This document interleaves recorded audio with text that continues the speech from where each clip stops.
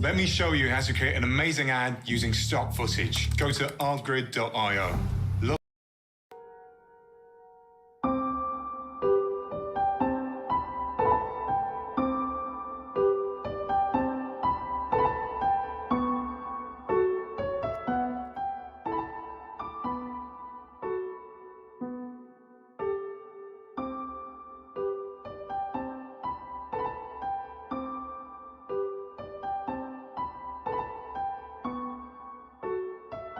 All right, everybody. What is going on today? Pretty much we're going to be playing some more Outward, just going on ahead and getting everything set up. Again, sorry for the late start. I had a exam today that I had to make sure that I was going on ahead and getting done. But with that said, we should be just about good to go for the day. So pretty much, we're going to be continuing with our playthrough in Outward, which is essentially a magic run for the Soroboreans DLC. I'm just going on ahead and getting loaded in, getting everything sorted for y'all while I got this music playing, you know what I mean? And, hopefully we're gonna have a pretty awesome time today, you know what I mean?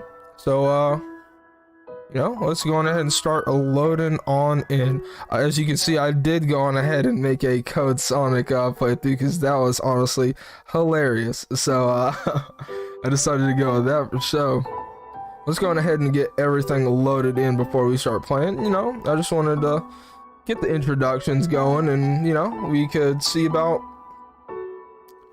let's see how everybody's doing today, you know what I mean? But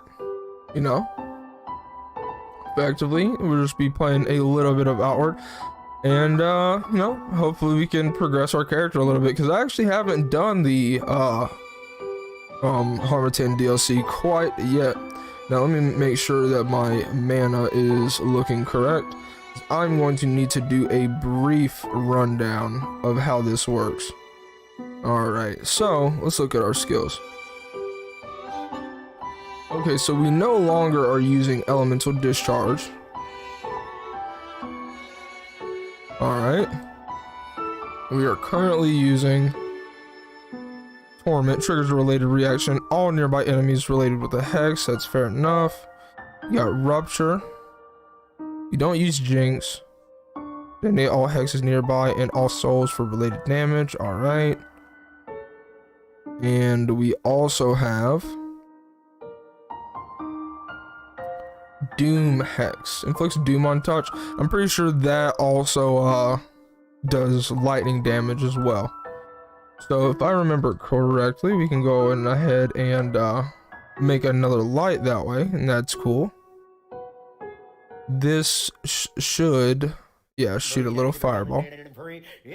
And I tell you what, these ads, bro. Oh, Disney Plus and Hulu, let me tell you. But honestly, though, probably isn't now a good time for us to go on ahead and switch back over to game stream, and then from there we can increase our volume a little bit, so that way everything's sounding good from that perspective. Now let's go on ahead and see. All right, so we got that. That lays my trap. That explodes it. That makes my weapon, and that has electricity on it, and that's why we have the discharge ability, and that's cool beans. And then from there we have that'll give me a buff right there. What's going on, Do the Most? Welcome to the stream, and thank you for the follow. Absolutely. You're just chilling in here with me. Hope you're doing well today, my guy. I'm just it's been a minute since I've been on my magic character, so I'm trying to remember exactly how to get everything doing well as far as these combinations of our abilities. All right, what does blue or purple and blue do? We need a little bit of more mana. I know I'm wasting a little bit of these mana pots, but just making sure that I'm good to go here. Alright, okay, so that's what we want there. That's what gives us our protection. Okay. Alright, so let's figure out what exactly we're wanting to do today in the first place. So, I haven't actually done any of the Harmattan DLC whatsoever. So, I already know we're probably going to go with the magic dude and do the good way of doing things effectively. However, I do need to go on ahead and see exactly what we need to do there. Alright, so we can speak to the recruiter at Sorobore Academy. Okay, so I effectively just need to find the recruiter here, which I gotta figure out where the hell he's at. But you know, how are you doing today, do the most? You know, hope you're doing well today, you know what I'm saying? And you know, we're looking pretty good. I'm afraid I'm swamped with work right now, visitor. I have a foot-high stack of theses to read and judge, like this one. Alright, well, farewell. Okay, so effectively we gotta find some other person. Alright, so the objective of this game, do the most, is effectively it is a open world exploration and type of game effectively, where you, generally speaking, in the beginning you can do just about anything you want. You literally start out as basically like a peasant with a stick, like legitimately, where you have like no clothes or anything. And the main premise of this game is that you are not a hero. Like, this dude is just a regular, you know, regular guy, and I just, through my own hard work in the game, pretty much got him to the point to where he is at now, essentially. And it's actually to the point where you see that I have magic. Well, in the beginning of the game, I have no mana, and in fact, you have to go to an entirely different area in the first place to even unlock the ability to gain mana, of which you also have to give up some of your, both your health bar as well as your stamina bar to get magic. Another aspect of this game is that it is very, very exploration heavy, in the sense that there is no fast travel. You literally have to walk everywhere you go, and there is no points or map marker or anything. All you have is your compass and effectively whatever markers that you see around you, whether it be like something like a mountain or a big ass tree or anything that you could utilize to effectively help you navigate around the world. Right now, I am at where you essentially get to choose your campaign. There are I do believe 4 different factions, including this DLC one, in which you effectively join it and you have your own type of quest line that you go through before you then go on ahead and beat the game. So effectively, you know, you can go to all the towns, you can explore every single dungeon, but each area is their own main storyline, and there are quests within each city, however, that you can do no matter what campaign you're actually on. But for this playthrough, being as I've never actually gone on ahead and played either both a magic character as well as for the Harmattan campaign, I decided to go with this one. And you know, to answer your other question of how, you know, if I'm doing well, I'm doing fantastic today, you know, thank you for asking. And you know, pretty much I just got to figure out exactly where to go for one thing, because also another part of this game is that yes, you have your log, but you're not really ever told exactly where to go. You just kind of have to read and then just explore around in and of itself until you understand. Yeah, I ain't gonna lie, it's a pretty great game. I ain't gonna front. Like, you know, as a variety streamer, I kind of like can play a little bit what I'm more comfortable with at this moment in time, if that makes sense, in the sense that I'm playing, like, you know, open world games. Like, for example, I'm not only just playing Outward, I'm also playing Skyrim. I'm also playing a CRPG known as Divinity Original Sin 2, and you know, just generally having a pretty dope ass time, you know what I'm saying? Like, yeah. Right now what I'm trying to go on ahead and do is effectively another thing about this game is that there are survival aspects as well, where you have to literally eat, sleep, and drink, and it's a pretty major component of the game in and of itself. Going ahead and talk to Desi LaRose. Greetings, friend. So you're here to join the academy too, eh? Just got done signing up myself. And that guy over there is Artois. Where? I don't see any dude near me anyways. He's a bit of a softie, nearly got himself killed fighting a single pistol shrimp by the lake after all, but I feel like he's got potential. With a heart like his, a little more discipline and strength might also make a hero out of him. So, where are you from? Born and raised in a war camp near Soroboreans. Okay. I spent my childhood sharpening swords, making traps, and gathering medicine for the warriors, and my youth learning to face through the scourge in combat. Camps and traps and patrols are what keeps so many scourge confined to the gates of catharsis. Okay. While Alat takes much more of the credit, and I will admit he's a big help, it's our blood and sacrifice that keeps the worst of the hordes at bay. Alright, so I take it that you have a plan in mind for your time here. I'll side with any branch that'll help me get the connections I need. Alright, I'm not here so much to learn things, but rather to meet the people I'll need to know to make sure that my war camp is well supplied and, most prepared to face a scourge. I've got my eyes on the military branch. But if I turn out to be a natural at alchemy or engineering or magic, I'll pick whatever works for me. Like I said, I'm not here to play student. I've got a lot of people back home who are counting on me. Well, good luck Fight to you. safe, fight smart. Likewise, look after yourself out there, and the only one you can trust to keep you safe is yourself and your sword arm. Well, fair enough. So, I guess that Desi character's going on ahead and joining up at the academy like we are. And as to what my build is effectively, I utilize what is known as runic magic, which pretty much has a plethora of different abilities. I'll go on ahead and showcase that, you can use these different sigils in combination and they create spells. Like that one, for example, gives me a little shiny ball of light to, light up any dark areas I may be in. But I also have a lantern as well to help with that if I so desire. But right now I'm trying to figure out exactly where I need to go.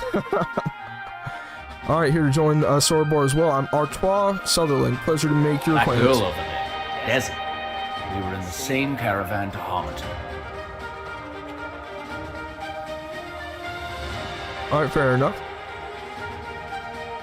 I'm from the Sutherland family. We're pretty big back in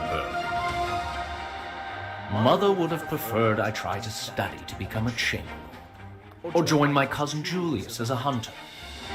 So effectively, this dude is also from one of the cities that you can go to in the game. And yeah, pretty much. I'm hoping to join the history division and become a scholar, or even someday a master there. Okay, fair enough. Then again, Victor Berthelot is already kind enough to help me out. Maybe it's a sign. Alright, well, good luck. Goodbye. Okay. Alright, let's go on. Alright, so she's the Dean of History. I gotta figure out who I exactly need to talk to join the academy. Welcome to Sorobore Academy. I'm interested in signing up. What can I tell you about the academy? Sorobore Academy is the greatest house of learning in Orion. Whether you want to learn history, mathematics, literature, or the art of commanding an army, we have a place here for you. Our trade networks also dwarf those of even Levant. I will say one thing that is kind of weird about this game is that, like, for whatever reason, the developers of this game decided that they were only going to have half of the dialogue voice acted. Like, literally, in most cases, they'll pretty much say like a sentence or two, and then they'll just stop talking. So, so if you're looking to strike it rich or develop connections with the best and brightest in Ori, well, you're also definitely in the right place. Sorobore values individuals who are flexible, ambitious, and autonomous. If you think you have what it takes to learn how to be a true credit in all Ori, you're welcome here. I'm in. How do I sign up? Excellent. Excellent. First sign here at... wait. Hold on. Alright, wait, hold on. I recognize that name. This could be troublesome. Is there a problem? This is unfortunate. Unfortunately, yes. According to my ledger, your bloodline is currently under a rather complex blood price. That complicates things a little. Of course, this damn blood price follows me everywhere I go. So effectively, just to give you a little bit of backstory for the blood price, essentially when you start off the game, you end up having to pay back the villagers that you essentially are, that are within the village that you're from, effectively, because you're like a part of like some essential tribe where, you know, if something goes wrong and it is determined to be your fault, apparently, you know, you have to pay for your mistake. And the way it goes is that apparently your great grandmother did some like super effed up stuff in the you know, in the past, of which your family owes like this crazy price to the entirety of the tribe in and of itself. And so you actually have to go on ahead and try your best to actually pay it. But, you know, let's go on ahead and reply to it, why don't we? No need to get upset. This happens frequently enough. All applicants with a blood price on their family need to be approved through the Provost of Academic Affairs. Give him this note and he'll look into this for you. You should be in the library. Alright, enrollment has been updated, so now we just gotta go on ahead and figure out where the library is at. Alright, that's the ley line chamber. I believe the library is where the statues of the books are, yeah. Who would have thought? Alright, so I'm pretty sure this is the dude that we need to go on ahead and talk to. And I can definitely say this, I'm going to die a lot because this game is incredibly difficult if you are not prepared. I can 1000% assure you of this. But as you can see, we're hungry, so we're going to eat a little bit of beef jerky and take care of that, why don't we? Yes, I'm the academic provo. What's this about? I was told that to speak with you about getting admitted into the academy. Let me see that note. Ah, yes. That would complicate your admittance here. Under normal circumstances, a blood price wouldn't be too big of a deal, but given how you are the only member of your bloodline and only make a lighthouse keeper salary, you think I'm a risk, don't you? Well, I'm gonna go ahead and go with the second one. Like, when a seasoned adventurer now, I'll have you know. Don't worry, we aren't going to turn you away without giving you a chance. If we did that for every risky venture, we wouldn't be half as rich and influential as we are. You'll have to prove that you're an asset first, that's all. I have a request for you. I'd advise you to seek out a sponsor. Your most likely bets are the Arcane Dean, the Military Dean, or the Provost of Mercantile Affairs. They're the ones that are, you know, essentially the most inclined to be receptive to you at the moment. I have much to tell you. Our Arcane Dean, Mr. Turnbull, should be around the academy somewhere. The Military Dean, Victor Berthelot, should be around the military district in the northeast of town. And if your adventuring has made you rich, our Mercantile Provost, Sakaguchi Mako, would most likely be interested in sponsoring you. She should be around the marketplace. Once you've gotten a sponsor, please have a word with Headmaster Saliberry. Okay, well, we're looking pretty good. So now we basically just have to go on ahead and get a sponsor, of which we should be pretty good to go. Alright, so let's go on ahead and figure out, you know, who we need to talk to. I'm first going to talk to the mercantile person to see if I can go on ahead and, you know, get a sponsor that way. Alright, well, it is apparently winter here, so that's one thing that's unfortunate, because that means that we're going to be looking pretty cold, unfortunately. That is effectively another thing that you do very much have to contend with in this game, and that is the weather as well. So you can literally, you know, actually pretty much freeze to death. Like, it's unfortunate. All right, Boozoo's milk. All right. None of these things seem to be particularly useful to me right now. There's actually some pretty interesting stuff here for sure. But we're gonna go on ahead and save our money for now. I'm pretty sure the mercantile dude is down here, if I remember correctly. Alright, here you go.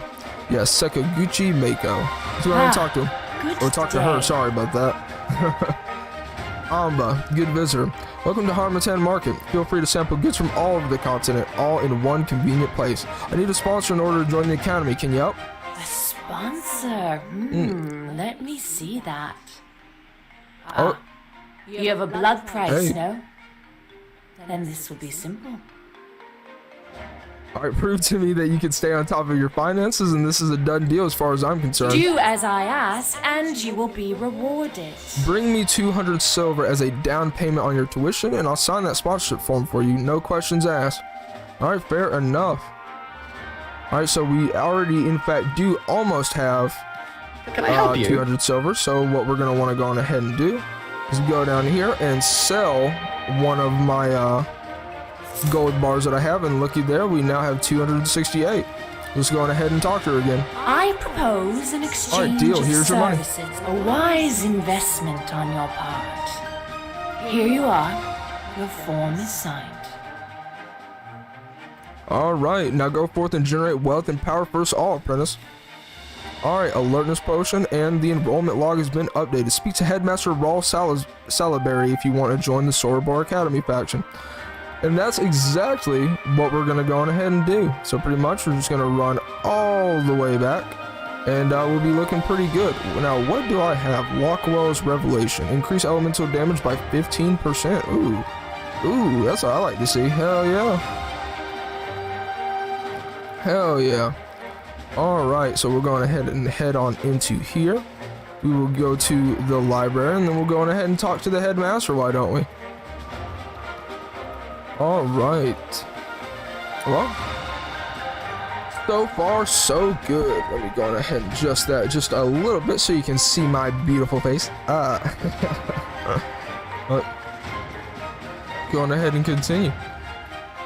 Alright, so here is the main guy himself. I don't know what that thing is. That looks very disturbing, but nonetheless. Headmaster Raul Salaberry. Ah, you. I've been expecting you. I see the academic provo has approved your application. Yeah, after making me jump through a bunch of hoops, but I'm eager for the opportunity, sir. You'll go far here with an outlook like that. If you intend to rise to the ranks here, you will need to put in a lot of time and diligence, whether you try to seek success in the academic or mercantile realms. You've proven you can be of use, so I have little doubt you'll be able to find yourself a place here. Even with your blood price payments to manage, but I wish to impress upon you what joining Sorobore means. When the Scourge came knocking on Harmerton's gates, and the old nobles argued and delayed, it was us who seized the day. We formed a meritocracy based on what each of us could do to reinvent the future. We took our humble university and turned it into a power to rival the entirety of the Blue Chamber Collective. To join us is to commit to being a part of that legacy. Are you prepared to rise to that challenge? You must be bold. Sign me up, I'll surpass those expectations. Let's get it.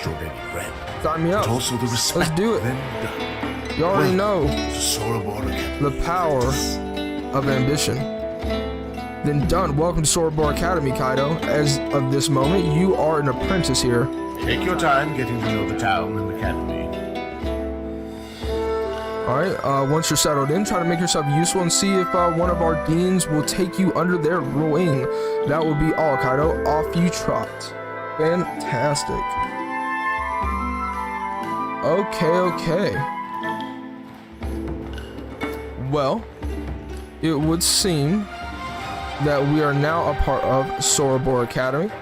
And I'm imagining that I can now buy my player home if I'm not mistaken. We will actually need a little bit more money, unfortunately, for that. But we should be pretty much good to go. Alright, so I'm going to go on ahead and see if I cannot go and talk to the main wizard individual, if possible. So I very much would like to go on ahead and go with that before I do anything else, I imagine. Alright, so let's go in the ley line chamber. Alright. This may not actually be where we need to go quite yet. Yeah, she is a trainer for one of our classes that we actually are. I was so close in that last experiment. I can feel it. If I can just find the right runic combination. What do you want? I'm rather preoccupied right now. Okay, well this person has nothing to say to us. So let's go on ahead and see if we can't talk to somebody else. Is there something you need? I was just going on ahead and checking out exactly what this person had in here. She actually sells stuff for the enchanting system that was added for this DLC into the game. Alright, well if you're not available, what about you? Every artifact and ruin we discover is a new source of heartbreak. We've lost so much because of the Scourge. Not just people, but culture, literature, and who knows what else. We owe it to those who lost their lives to remember what they lived for. Alright, so we effectively also can't do anything with them. So that only leaves the mercantile dean as well as the military dean also. So, you know, our options are slowly but surely dwindling, but we will get different things for us to do for them much later. I can assure you of this. Okay, let's go on ahead and see if the mercantile lady has anything to do for us. You are from Cierzo, no? I've heard worrisome rumors of pirates and bandits planning an attack. Oh, okay. Up the ladder. Okay, so I actually have to wait 5 days before that, or 3 days before anything actually happens. But as you can see, we actually did get a quest to go on ahead and head back to a town called Cierzo, and it will actually be pretty vital for us. So I do believe we need to How can I help you? buy a certain item if possible, because just quite frankly, the money. you know, we're going to need it. Alright, let's see. Okay, so far I am not finding exactly what I need, but that is okay. It will probably be somewhere, You better have the money. buddy. Alright. Alright, so that person didn't. Who else might have what I'm looking for? I think perhaps you. Is there something you need? Yes, you do actually have what I need. So we need to go on ahead and pick up one of those power coils, because it will be necessary for us to do one of the quests that we have in Cierzo in the first place. Now we're gonna want to go on ahead and make our way back. Yes. Oh, and there you go. He's actually going to Cierzo for 2 travel rations and just simply 100 silver. So we can very easily do that. Alright, we actually have 4 travel rations, and that's another thing. When you travel through the game, you really have to make sure that you're incredibly prepared, because if you don't, not only will your food rot, but effectively you could also just starve to death on the way to going to basically a new country, or new province, if you will. But like he said, we need 100 silver, and we only have 84. So let's go on ahead and take care of that real quick by just simply getting one of our gold bars back. And then, you know, as you can see, we were thirsty there, so we just took a little swig from our water sack there. Alright. Greetings, friend. I want to travel with you. Yes. Take me Cierzo, 100 silver and 2 rations. Alright, and as you can see, we are now going on ahead and traveling to the town of Cierzo. And effectively, this is the place where you start the game out in the first place. And the moment you decide to choose a faction, effectively it changes the game state. And we also now have a timed quest for this area as well, that if we don't do anything, this town will actually be destroyed in one of 2 ways, effectively. So, you know, it's actually quite important to make sure that, you know, you effectively have all your ducks in a row, to be honest with you. Alright. So, as you can see, I do believe there is an issue over here. You know, usually this, as you can see, the water is rancid. And the reason why is because their water purifier broke, you know what I mean? We gotta fix that thing.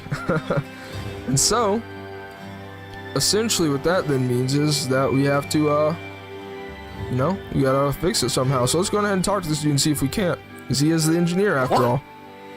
Hold it right there, Kaido. Some dirty rat has done sabotaged our water purifier. If you little nipper wanna get some to drink, I do not understand how he talks, but nonetheless, boil that stinking water first. This worries me. That little saboteur smashed out the purifier's power coils. There were some fancy skimming magic parts right there. Won't be able to get my hands on those. Can you lend me a hand? Ooh, I need 2 power coils. Oh wow. Well, oops. I should have bought the other one too, you know what I'm saying? Like, oop. Uh-oh. Maybe I have another power coil back at my house, but ooh-wee, fam. Might not. Need 2 of them, guys. I did not know. I forgot. As you can see, and I mean, look, I've never actually had a Sierra be destroyed, so if it actually does end up getting destroyed and I can't go on ahead and fix things, looks like, you know, we will have a new area. But from what I've heard, even if you do actually lose Sierra, it's not the end of the world per se. However, though, we do have a pretty large amount of stuff in here, so we definitely want to make sure that we are pretty good from that perspective. Now, all right, I'll bring the Savage Stew with me. Take the Warrior Elixir, I'll bring those. I'm just basically bringing a lot of the things that I care the most about, honestly. I have 2 Horkite and a Palladium Scrap. What else do I need? I think I need Occult Bones as well, right? Yeah. Yep. Alright, I'm actually about to show you guys a little bit of the crafting system in the game. As you can see, we have gained a little bit more weight. Because of this, we have a movement debuff on our character, of which, you know, we got to make sure we get that handled. And every single, you have 2 different inventories that you actually have to manage in this game. You have your pocket, you have your satchel. As you can see, because the numbers are gray there, effectively, it means I am underweight, so I have no movement penalties. But the moment I go over, the more and more weight that I actually have on me, the less and less I basically can move, and my movement speed is reduced. On top of which, it also increases the amount of stamina that it burns as well. And as you can see in the when you look at those yellow gauges, I know my basically my boxes are effectively covering it up, but there's a gray section out of the stamina bar, and that means I have burned stamina. So pretty much what that then means is that I have effectively, it's kind of like to simulate your character like legitimately being tired, and my character is actually tired. So, you know, it probably wouldn't be the absolute worst idea for us to go on ahead and you know, get some rest for the night. Now, it's kind of a double-edged sword here though, because as a magic user, believe it or not, one of the main ways that I can regain my mana naturally is to pretty much just not sleep. And I'll go ahead and actually show it to you to prove it. You know, tired stamina regen minus 15%. However, my mana regen is 0.2 per second. So effectively, if you are a mage, it's actually good for you to not sleep if possible. However, we are in fact going to go on ahead and sleep for a good 5 hours. We'll also repair for 3 hours, because your gear in this game can also break. Not permanently like a game like Breath of the Wild. However, it can in fact break though, so it is incredibly important that, you know, you go on ahead and make sure you keep the maintenance of your gear looking good, because it's what keeps you alive. Pretty much. Oh, and by the way, do the most. That's just how I'm gonna refer to you, if you don't mind, my guy. Effectively, oh shit, forgot what I was gonna say. Darn. But all right. Ooh, what's going on, Vibes Gaming TTV? Honestly, like I was saying earlier, a little bit earlier in the stream, if you were here, effectively, it's mainly about exploration more than anything. For a large majority of this game, you really have no real goal in mind, besides originally when you start off, you have to essentially accumulate 200 silver, because you have to pay off a little bit of your blood price. But and also, as you can see in the bottom right, because I slept, my mana was burned a little bit, and as you sleep, it actually burns your mana as though effectively you're getting tired with stamina as well. So it's actually something that you have to manage quite well. But yeah, honestly, this is an open world sandbox. You basically can truly go anywhere that you would like to go in the very beginning of the game. They do not hold your hand whatsoever, and you pretty much, you know, you're free to go out and die as you will, because most likely what's going to happen if you do go on ahead and just venture out unprepared, you're probably going to die.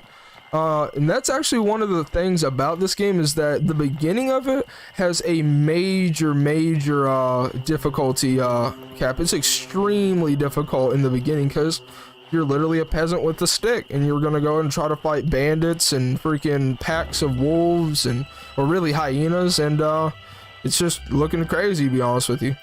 Now I'm actually pretty excited because I'm gonna get to try out some of my magic for the first time. So that spell right there, that gives me a little protection buff, and I'll show you guys a little bit of some other stuff I can go on ahead and do. All right, so as you can see, I put a little trap there, but I can actually, oh well, I think I actually put down another trap. Oh, okay. Alright, well that's how you explode the trap, but I'm epically failing at my magic right now. But it's okay though, because, you know, it's just kind of how it goes sometimes. And as you can see, my boy ragdolled hard. You can, you know, you can do some pretty severe damage there. Now, classes, that is actually where this game really shines. Yeah, I know. Yeah, it is really cool. I ain't gonna lie. The magic system is very in-depth, and it takes some time to learn, but it's very rewarding, to be honest with you, once you learn it. Now, as far as the classes are concerned, like I was gonna go on ahead and say, gaming, that effectively that's where a lot of this game shines. There are so many different options that you can actually go on ahead and do effectively.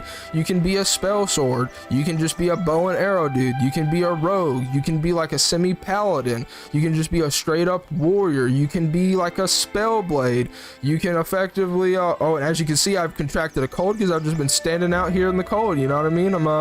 It's getting cold out here, bro. Like, it's a real thing.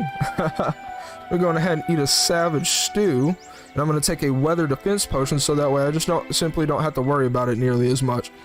But effectively, some of the classes are, you know, you have your assassin, you have the hunter. That's basically, you know, your bow skills, your physical damaging skills. You have your runic mage, where effectively, you know, that's actually what I am. I'm also a hex mage, and that's a class that they added in with the DLC. There's also a class called the speedster. That's if you're wanting to be a monk, and you can use fists. The hunter, like I said, that's all physical weapons, quite frankly. You can be what is known as a Kazite spellblade, and that's kind of like a sword and board elemental kind of character. If you've ever I guess my best example is from D&D. Alright, okay, the reason why I wasn't able to shoot my spell is that I need the light to do that. But let's see here, what are some other classes? You have the engineer, which effectively is about making traps, and you know, you can utilize all different things from like tripwire, spike traps, to gas traps, thunder traps, all types of different elements. And then you also have man, yeah, and you can actually be multi-class as well. Yeah, absolutely.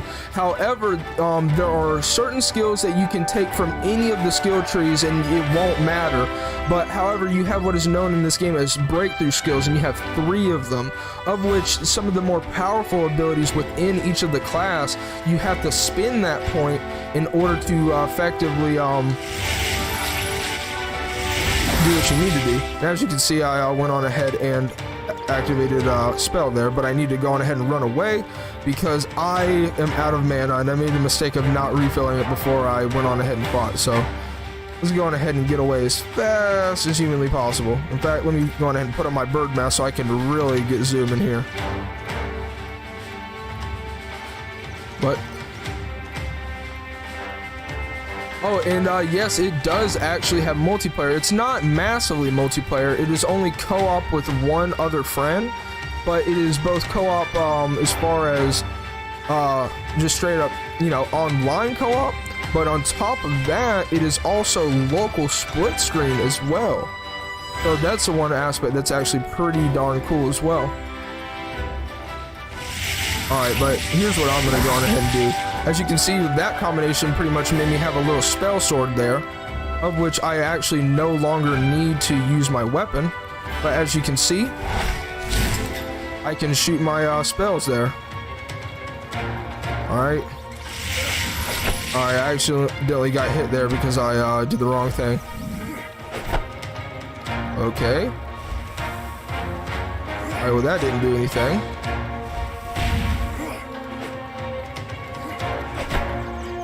I'm trying to understand exactly how this works per se. Alright. Oh shit. Okay. Sorry, I'm getting my buttons mixed up a little bit. But we do have our shoot ability now. Okay.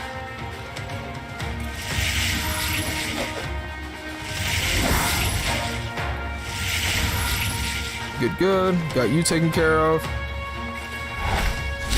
Damn, there it is.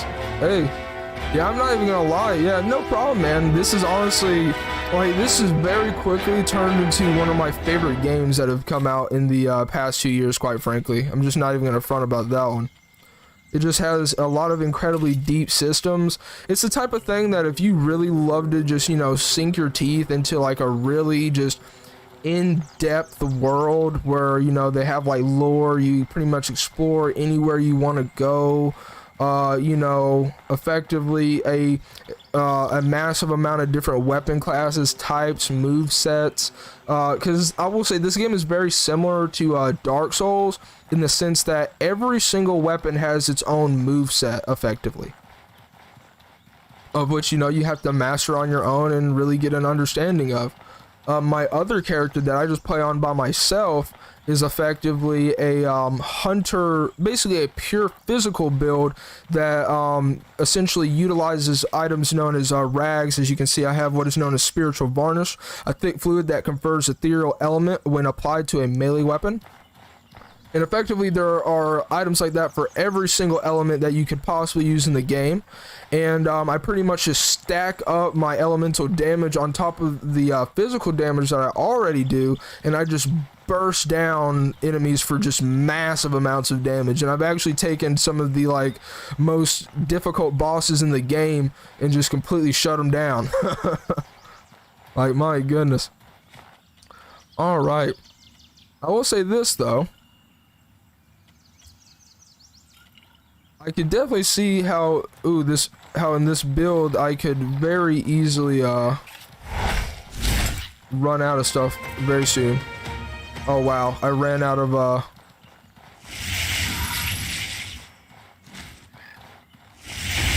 Alright, there you go. Alright, cool. Alright, so essentially those birds have a 5% chance to drop this mask that gives you 15% movement speed. In this game, it's very good to have that kind of movement speed for sure. Okay, so effectively what we need to go on ahead and do, and something that I forgot to do on this character, I do believe, or I guess perhaps I just never did, for example. You know, I gotta go on ahead and go clear out some bandits here. Otherwise, that is the second way in which your essentially your lands, or at least these original lands, could be destroyed. Going ahead and get my buff on us, so that way we can be looking pretty fantastic. Actually going to drink some water as well, so that way I can get some stamina recovery there. And we can, you know, just keep things moving. But yeah, this game is incredibly in-depth though. I'm just not even gonna lie. This is simply just one character that I'm honestly trying to master right now, because as you can see, it can get really complicated having to literally just remember every single one of these different combinations of what they can do. Like, for example, I can use that hex skill to curse a target, right? And then from there, both my X and circle ability detonate the curse that I put on my enemies. So it's for like massive damage effectively from an elemental perspective. And so, yeah, it's pretty extensive. I'm just not even gonna front about that one. Now, I'm wondering why I don't actually have my buff that I originally had anymore, but that increased my elemental damage, but to each their own. But yeah, I ain't gonna lie, it's pretty great. And it's not a real expensive game right now. I'm pretty sure, you could probably find it for, I don't know, a pretty negligible price if I'd say so. Alright, so what we're going on ahead and doing is we are running all the way over to this little beach area. I really do need to figure out exactly how a lot of these curse abilities works, because whenever I ended off my stream last time I was playing this game, I literally had just gotten access to this second slot of abilities that I actually have, and that's why I'm honestly, a lot of these bandits are super weak enemies, quite frankly, so I'm having to learn how to deal with them, essentially. But alright, but we're gonna want to go on ahead and get our little light going so we can shoot our abilities continuously. We will drink another one of our potions.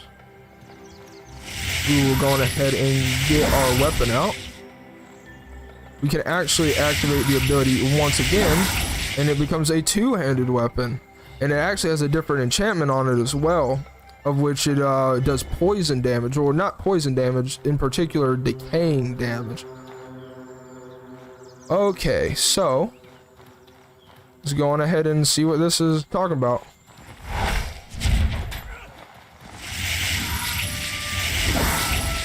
All right.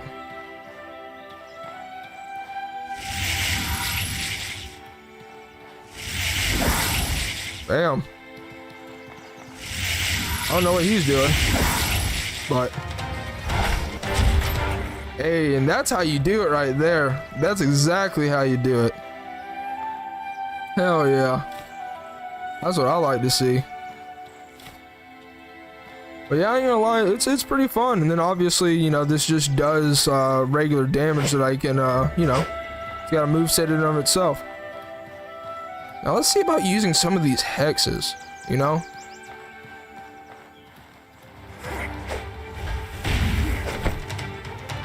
Alright, so he now has that on him now. That is not what I wanted to do. I need to stop. Ooh, okay. That was not negligible by any means. Definitely good. For certain. Alright, so now we're gonna have some enemies over here that are honestly pretty dangerous for us.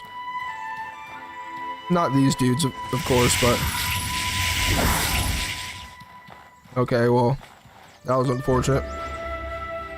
That's why we have full pots.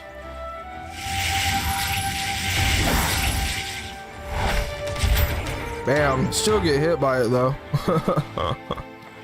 Heck yeah, that's what I like to see. Now there's another dude that is much more dangerous than the dude that's over here.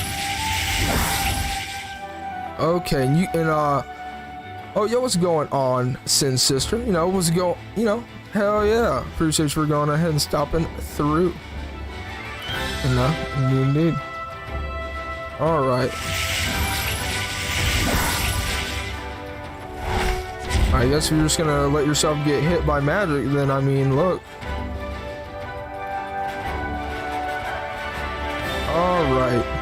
The main dude that I'm concerned with apparently is not here.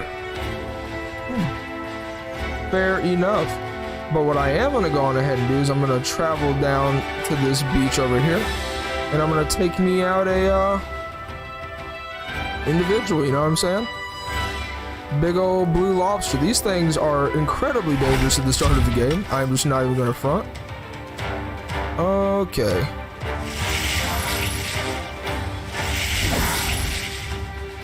Come my way, version. Come on. You got it.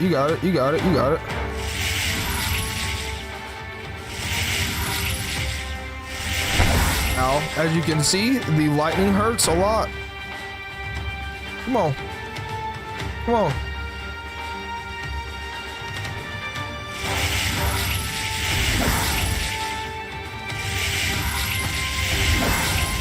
You almost hit me. You almost hit me, but you were just a wee bit too slow. You gotta be quicker than that one. You already know. Okay.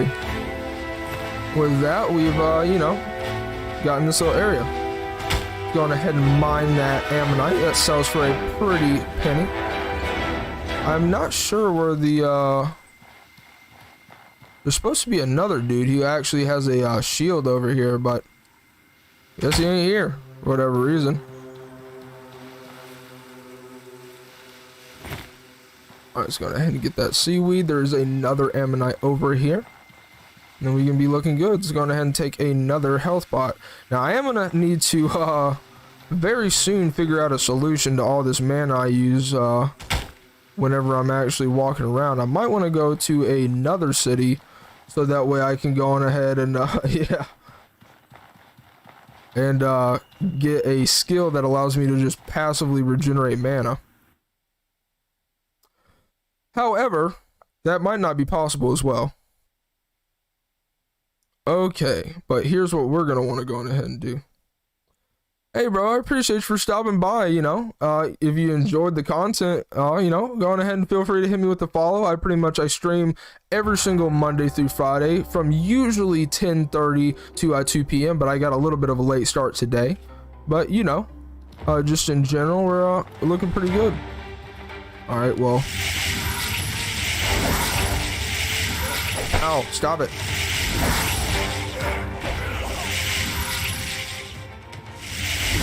Come on, get some then. Here. Wow, that was a fail. Hey, bro, you thought, like, what's up? Give me the key to this place, bro. And yeah, pretty much we you know, just take them out as we will. All right. So, you know, we can continue going on here as we please. You know, this is a trap area where you will effectively get hit with something. I've never done it the incorrect way to let myself get hurt. But if you do the correct one, you get a chest. So, you know, you got some pretty good stuff in there as well. All right, so as you can see, our bag is now overweight. So we are slowly but surely, as we continue to loot items, we are pretty much going to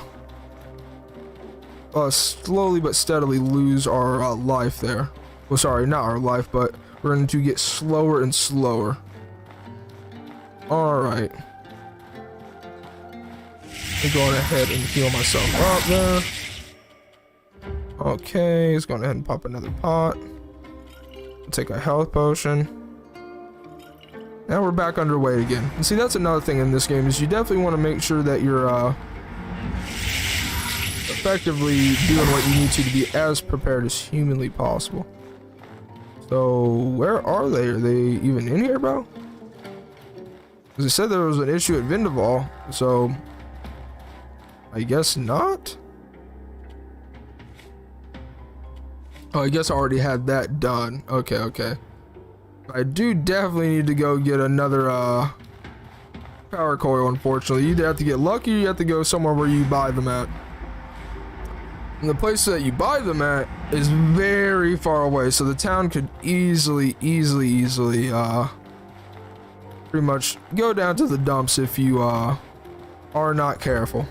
So we actually have taken care of this place already, so I'll just go on ahead and go through here and loot the rest of it. And that doesn't make me mad at all. I got the prison key, I'm pretty sure, but okay. And as a little side note, one of the things that actually makes this area very dangerous in a lot of ways is that if you die here, you effectively will become enslaved. They will take all of your gear and you will have nothing, and you will have to slave away inside of the mines until you effectively have enough money to either buy your freedom or you can escape. Like so. You know, you pretty much come down here, and you also have another option as well. You can just jump down this big ass hole, but as you can imagine, that's probably not the smartest thing to do when all your stuff's gone. So, you know, it's a very hardcore game, man. You can very easily get yourself in a situation that is not the best. I'm just searching around for different various items like these blood mushrooms. You can utilize these to make health potions. The reason why it's important to know any of this stuff in the first place is that it just makes the game easier, either by, you know, making an item that effectively just helps you out straight up, or in the sense that it'll just, you know, help you out. Alright, well, there's nobody in here. Just go on ahead and just loot the chest then, I guess. Fair enough. I will take all of this stuff, you know?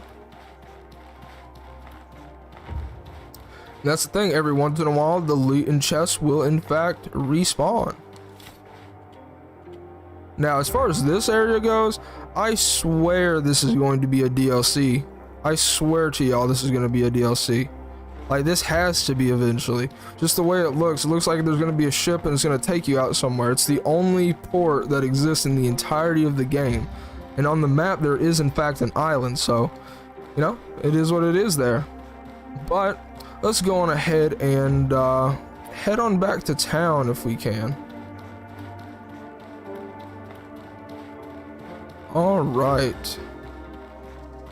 Because effectively we have the issues here resolved, so we honestly don't need to be here anymore. Now, I don't know exactly how much time I have. I think a week passes by in game if you travel, so I will literally have to, you know, I'm gonna have to run all the way to basically a whole nother land, and then from there I'm gonna have to run to an entirely different place than that. So literally in the course of me going and buying another power coil is going to literally take around 2 weeks of in-game time, of which I don't know if we really have. I don't think I have necessarily did the most planning, or at least planned as well as I could. Oh, and there's the guy I was actually talking to you guys about. We're going ahead and restart all of our spells here. I'm gonna take this little mana pot right here as well. Going to make a trap here. Oh shit. Okay. Wait, what? Oh, okay. Sorry about that, y'all. Alright, now I'm gonna make a trap. Oh no, this is the combination, Malcolm. Come on, Kaido. You got it. Alright, so now we can go on ahead and go over to my boy and shoot him with a spell, like so. You can keep on and just spamming him with spells. I guess if he's just gonna, you know, run over here and die, that's just what he'll do then. Now, where did I put that? Oh, there we go. Yes, like so. That's actually hilarious to watch. I'm not even gonna front about that. Alright, so we got a brutal club and a tower shield, and as you can see, we are now a thicken. We are a thick boy, of which we're going ahead and take this Fang Greatsword and make it into something. Alright, so you know, you can take an occult club, take that, take a horror chitin, and bam, you now have yourself a horror greatsword. Congratulations. Hey, you already know. Okay, so we're gonna have to drop something, and I'm gonna make that thing that we drop. Wow, it has way more impact resistance, but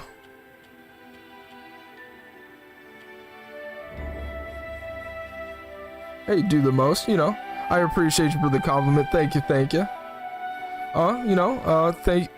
Absolutely. I appreciate you for going ahead and stopping by, and thank you for the follow too, by the way. You know, you don't have to do that by any means, so. You know, appreciate you that you gave me the time of day, my guy. And like I said, you know, stay tuned for even more daily streams, so 100%. Oh snap. Okay.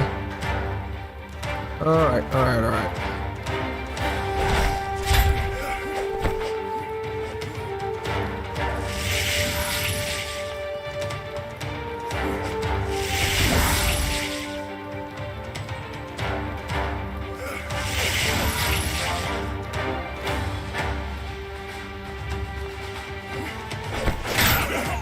It destroyed.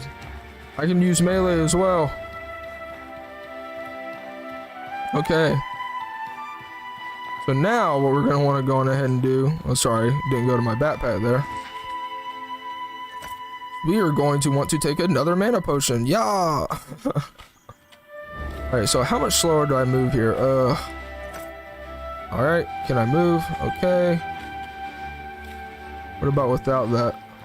Alright, so it looks like we're going to be walking. Unfortunately. Alright, nah, but for real though, I will just go on ahead and drop something. Yeah, that's a little bit better. Now there usually sometimes is a there's a merchant that you can actually find here, but essentially he only spawns in random areas of the game, and you know, we gotta find him if we want to, at least to sell to him anyways, of course. Now that would honestly be the clutchest thing possible if I could actually manage to move the pocket as much as I can. I'm going ahead and move 2 of those. Actually move 1 more. Alright. And as you can see, it literally just turned from being winter to spring before our eyes. Look at that. That's how you know we're in a magical land, y'all. Like, my goodness. What the hell just happened, bro? But as you can see, we lowered our weight, so we're now at the very bare minimum able to run a little bit. Plus, the increase to our movement speed allows us to run while a little bit more encumbered as well. But, absolutely. Okay.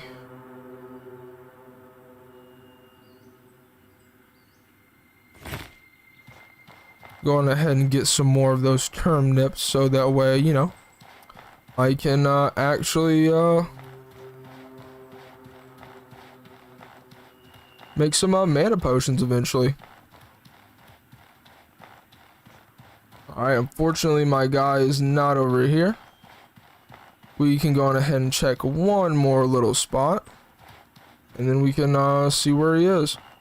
And I think the next place that we're gonna go is up the ladder's log. Alright, speak to one of Sorobore's deans about doing some work. Alright, so we now do in fact have some work that we can go on ahead and do at the very bare minimum. But I'm hoping that we can get enough silver to make a pretty substantial profit. But then on top of that, we can go on ahead and essentially do what we need to there.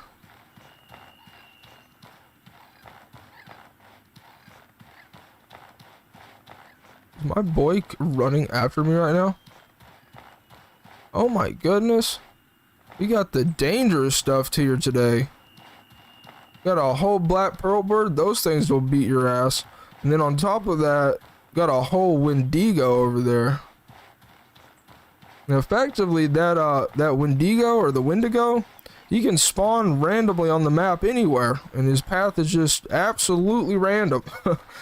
So there's no telling where that thing's gonna actually end up spawning. So unfortunately, as well, we have gotten unlucky, and we have not found it. However, that is okay though, because I am 1000% gonna go attempt my hand at fighting a Wendigo. Okay. So let's go on ahead and head over towards this mountainside. We definitely are going to want to be as prepared as humanly possible for this fight, so I'm actually going to go on ahead and take some stamina potions. I'm also going to drink a gobberry wine, because I really need to start utilizing that too, because it helps out a lot. Okay. Alright, I'd say we're looking pretty good. I'm actually going to take a bandage as well. Alright, let's go on ahead and get on some spells. Good, we got defense going. Fantastic. Going ahead and get our weapon out before us. All right. And from here, we simply just need to aggro, my boy. That's about it. All right, so let's go ahead and get us a trap down. And there's actually a trick that I've learned that you can do with the traps if you wish to. And that's to go on ahead. All right, let me see. When can I target? When? All right. I do need to be very careful with how I do this. Oh boy. All right. Oh no. Oh, take your backpack off, please. All right. That did not do nearly as much damage as I thought it was going to. Oh no. Alright. Alright, so we got my boy hurt. Alright, that didn't really do anything for me. Alright. Ow.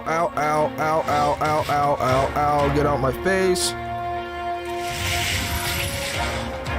Ow. Oh god. Alright. Here's what we do. We run up here. And then we take a freaking pot. Alright, good. Oh no. Alright. Through my power, my blade! Alright.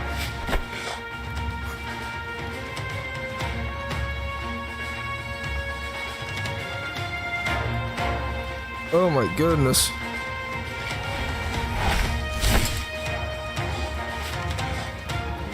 We're doing pretty good damage, but I'm not trying to fight right now. That's all I got to say. Alright. We can now handle you though, bird.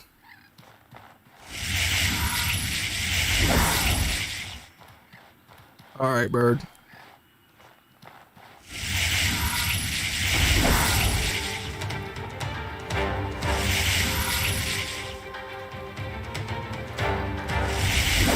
Bam, double damage, that's what I like to see. Oh no, you're not.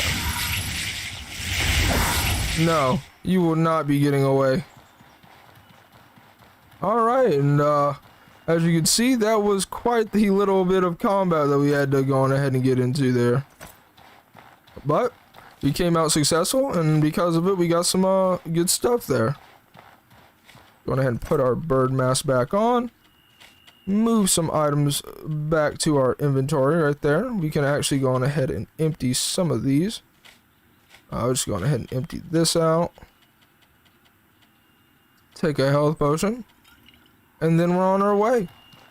So, you know, definitely this game can be very difficult for sure if you don't take the proper precautions. But we got some really good stuff there though. Got some stuff for some mana potions. We got some stuff to just make some regular potions. We got some good food there as well.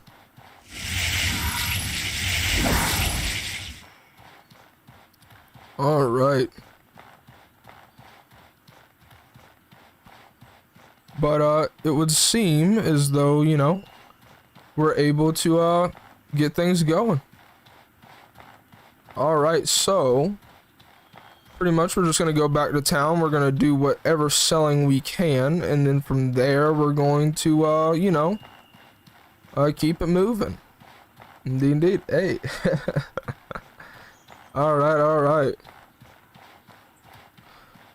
As you can see, you definitely have to walk everywhere you go. But that's one of the things that makes this a pretty great streaming game is that, you know, you could just sit back, you know, be on your little journey there and, you know, just keep it moving.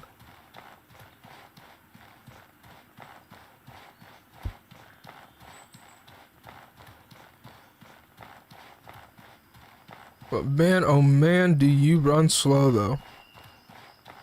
At least when you're over encumbered anyways. I'm probably going to do a mass selling of all of my items and gear, just in case Sierra basically does get destroyed in the process. Because if it does get destroyed, unfortunately, you also lose your house here, and on top of losing your house here, you also effectively lose all of your items that were in your house stash. So definitely not the best thing to happen to you, for sure, for sure. Let's go on ahead and retake some of our we'll get some of our stamina anyways.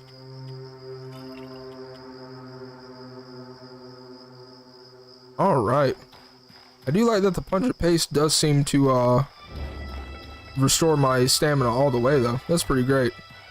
Not gonna front about that one, yeah. All right, y'all. Well, you know, let's get going.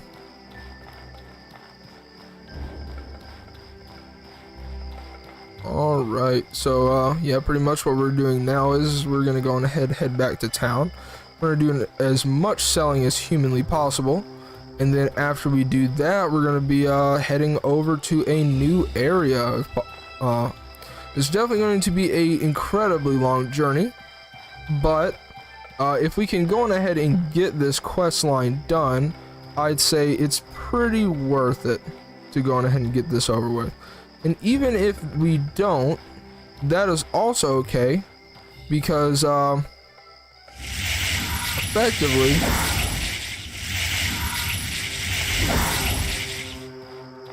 we can be looking pretty good from the perspective of hold up, guys, sorry. All right,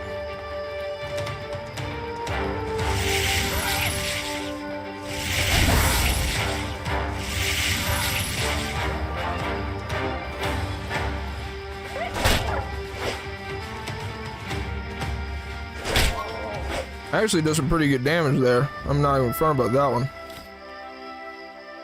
Well, actually, we'll go on ahead and take the pelts, because those sell for a pretty decent amount anyways. And that's about that. Alright, we take another pot. We'll continue moving on our way. Now, I will say this, though. It does somewhat seem like I'm kind of missing a little bit of damage. Like, I'm not gonna lie, I need to figure out how to maximize what I'm doing here. I do believe part of it is involving the traps that I can go on ahead and set, but I need to see about doing more damage than what I'm doing here.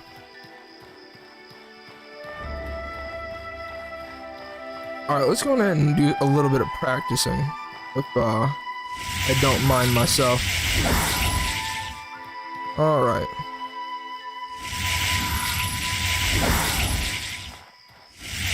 Alright, so to detonate, you want to go on ahead and already have the red sigil activated. Alright, come on, come on.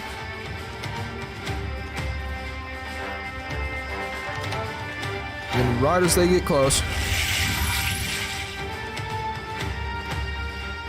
Okay.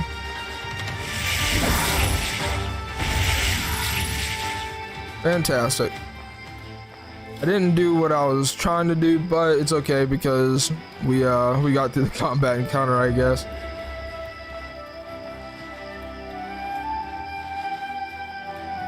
However, the prayer claymore, the shield we have, as well as the horror greatsword that we have, are all going to sell for a pretty good amount of money. And plus, we also have one more horror chitin. So yeah, we're actually looking pretty good there. If we can find another palladium scrap, then we can make another horror weapon and recoup a pretty major amount of the money that we have already lost thus far. So in general, I'd say it's looking pretty good.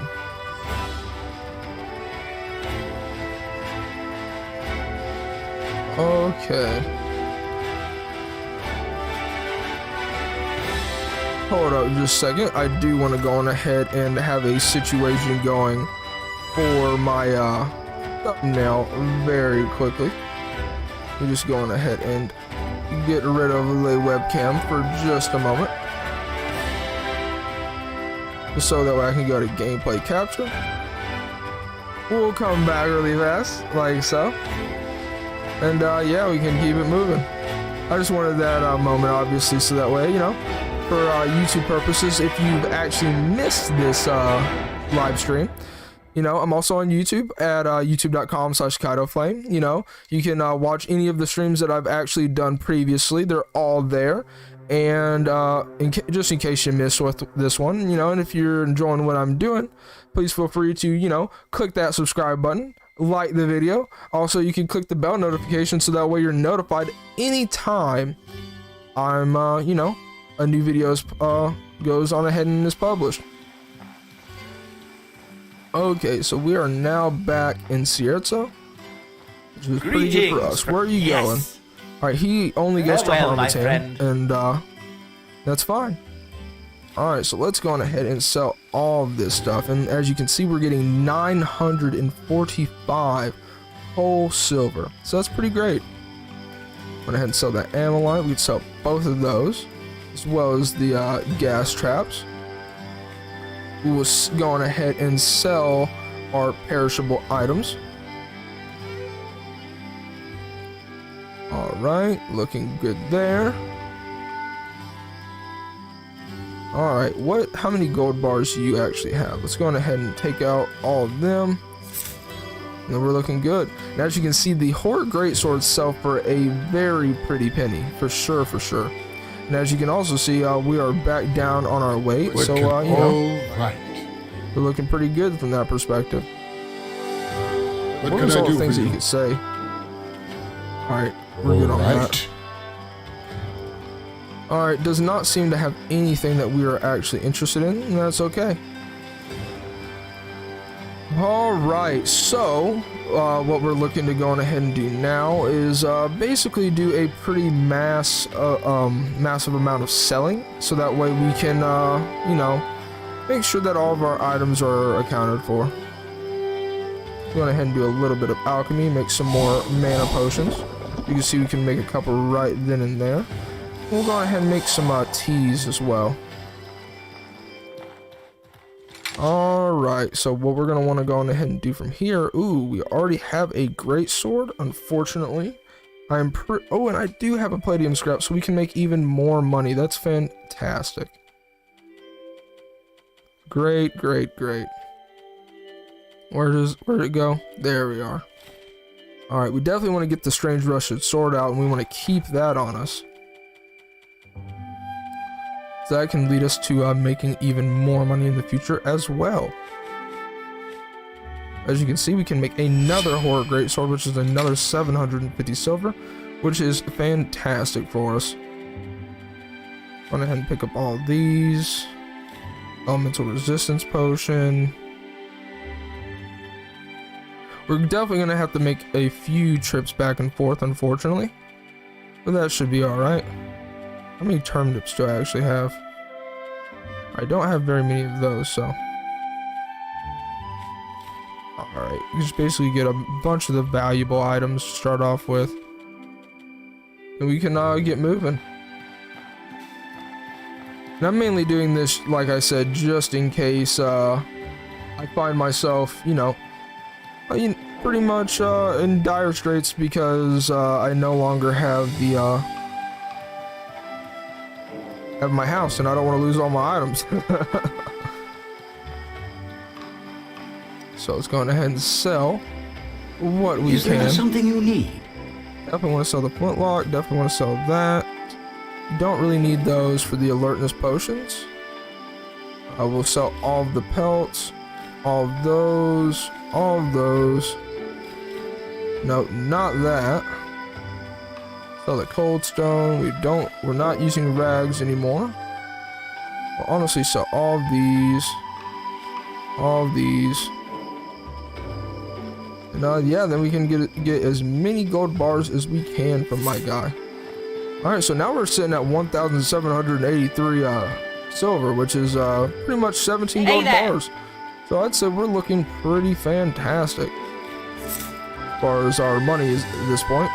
As you can see, we have 12, and we still have another 10 that we can go on ahead and get. What could I? All right. All right, how many did you actually have, my good sir? Go on ahead and snag up your 3 that you have. Looking good. Greetings, friend. All right, and you don't have any. All right, so now all we can go on ahead and do is simply get more and more money off of what we can go on ahead and sell out of our stuff. And yeah, we'll be looking pretty decent, I'd say.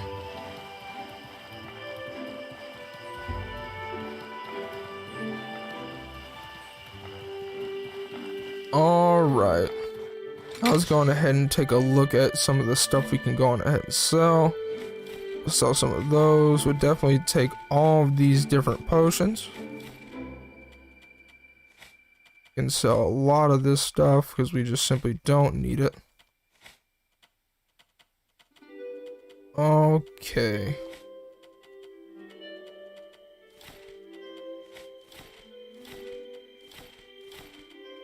All right, we're actually looking pretty good.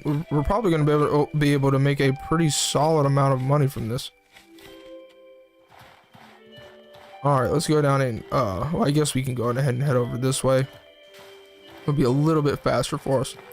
Now I'm going to go on ahead and make an item that I don't believe that I've actually made quite yet. And that's known as an alpha sandwich. So you basically just take some raw alpha meat and a sandwich and you get 3 of them. But now we're just going to go on ahead and make these godberry tartines. As you can see, we made a absolute major mental amount of them. Now we can just go and sell all this stuff that we've pretty much got. Definitely is unfortunate though sometimes with your carry weight. And luckily there is kind of a dual purpose that I can go on ahead and utilize these power coils for, just in case the town does in fact get destroyed. Won't be that big of a deal because we still have a merchant here in this in these lands effectively. And on top of which, you know, we still have a utilization for the 2 power coils. So it's not the worst possible thing that could happen to us. And plus, I've heard that this place turns into a pretty great place to get loot. After, Is there something you need? Things change, let's just say. Alright, so we want to keep those. We'll sell all of these. Alright, looking good there. Right, definitely take those. I'll just go ahead and sell all of these.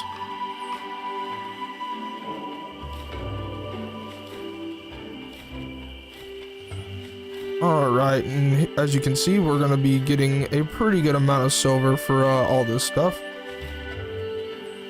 Fortunately, they don't have any more gold bars for us to buy, and silver actually weighs quite a hefty amount of weight.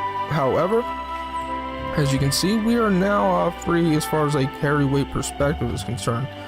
Now, what we're looking to go on ahead and do is effectively head over to the Abyssar Desert. Greetings, because friend. we're looking to find us some other stuff there. Alright, let me go on ahead and put this godberry wine over here so that way I can lower the weight there. And that way we can move really fast. And so, this is where we are going to begin our journey to the Abyssar Desert, of which, you know, we can get another power coil, and we now have plenty of money to do so, so money is no longer an issue for us. So, yeah, we are pretty much ready to go on our, you know, our little expedition now. Okay. Just soon as we load on in, it'll be looking pretty good. Now, I don't know exactly how powerful this character is, quite frankly, because, to be honest with you, it doesn't seem like I'm doing a very large amount of damage. I definitely can say, you know, the beginning area is pretty good. However, it does seem as though that I'm running into a few issues whenever it comes down to like enemies that are a little bit more tough, let's just say. And I'm not even gonna lie, a lot of the enemies in this game are just straight up weak to ice. So the fact that we're mainly doing electrical damage is kind of unfortunate. However, I will say this, we are incredibly strong against the the Scourge type of enemies. Because they are in fact weak to lightning damage. Alright.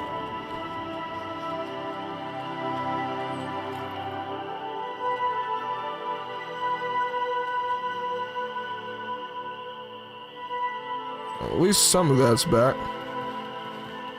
Let's see if we can run our way all the way back.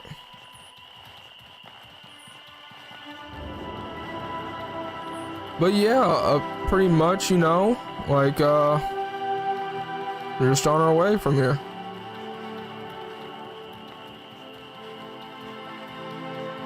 All right.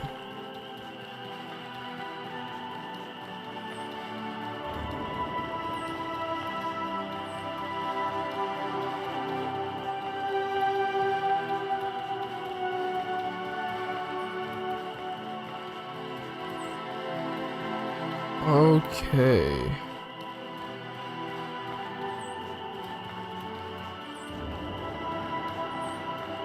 So effectively from here on, we're, you know, we're just essentially trying to run all the way to the city of Berg. Then we're gonna go on ahead and run through the city of Berg, and from there we're, you know, we're simply going to run all the way to the desert. Just gotta go on ahead and cut our way through first, though. And, you know, we should be looking pretty swell, you know what I mean? Yeah.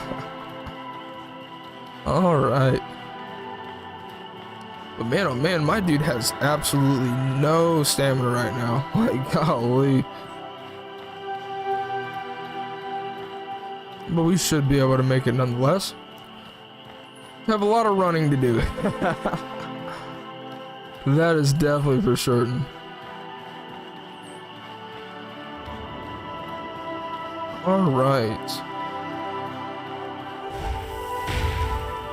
So that definitely does explode, but doesn't do exactly what I'm looking for. So, you know, there are two forking pathways. We can either go to the left, and that will take us to who the hell?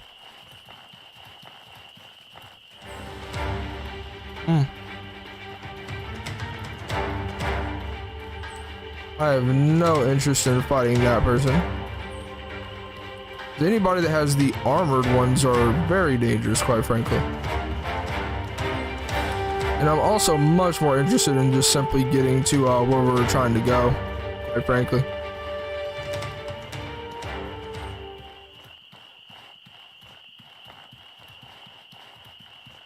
All right. As you can see, it is now raining. There's definitely a pretty, you know, varied amount of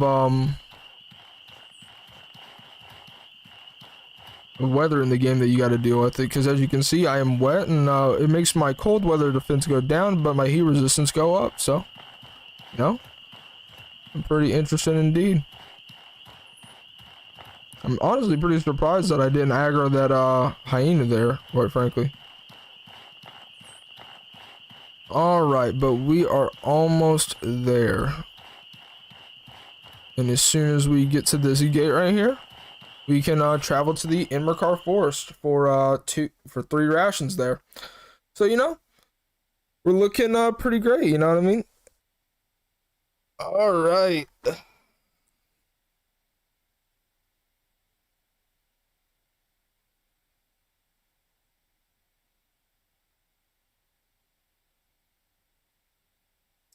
But, you know, if you're watching the content, I hope you're enjoying so far. I know I'm doing a lot of running in this episode, but it's because I'm trying to go ahead and get some of these quests completed, you know what I mean? Okay. As you can see, we are now in a forest region, of which is, you know, known as the Ernmerkar Forest. If you couldn't tell. Dude. Alright, let's go on ahead and set up a little bit of magic there. I probably should have taken some Godberry wine before I started casting all them spells, to be honest with you. But luckily, that's not too big of a deal for us.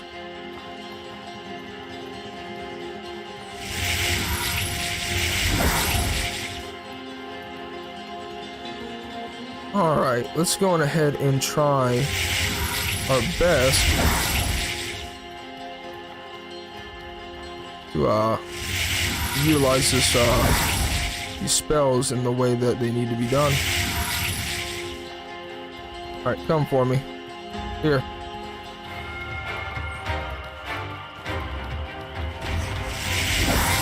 Okay, good. Alright, well that actually did a pretty substantial amount of damage there, so I mean, I'm not really mad at that at all. I'm not gonna front, that was not the worst amount of damage I've seen. It looks like I need to utilize the traps a lot more than simply just shooting magic at them.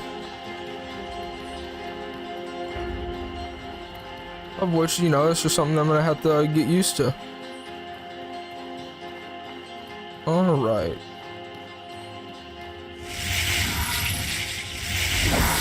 Alright, we got us another ghost there. Alright, going ahead and follow me back this way.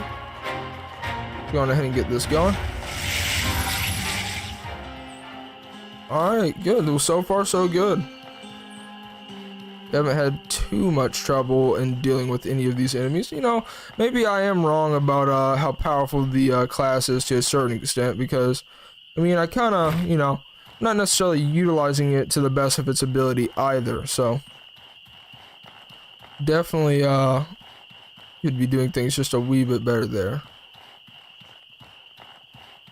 I definitely should have taken the opportunity to at Sierzo to make some stamina potions, but I kind of wanted to get things moving instead of you know, everything taking too long. But you know, this is what happens when you're not prepared. Pretty much, you're tired. You have no stamina. It doesn't regen very quickly, and it's just, you know, just tough. All right, but we did go on ahead and have some Godberry tartines, so it's not like all is lost there. Because, you know, that is a food that helps you with stamina as well as the cold weather, so overall it's pretty nice.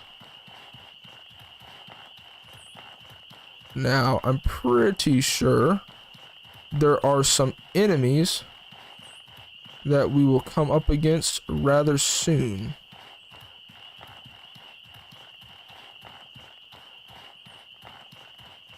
Okay, they usually are a little bit over this hill. Like so.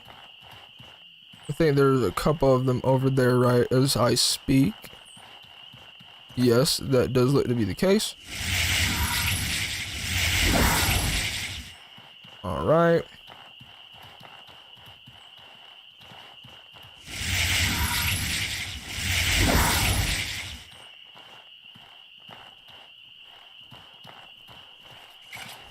I'm gonna shoot our ability.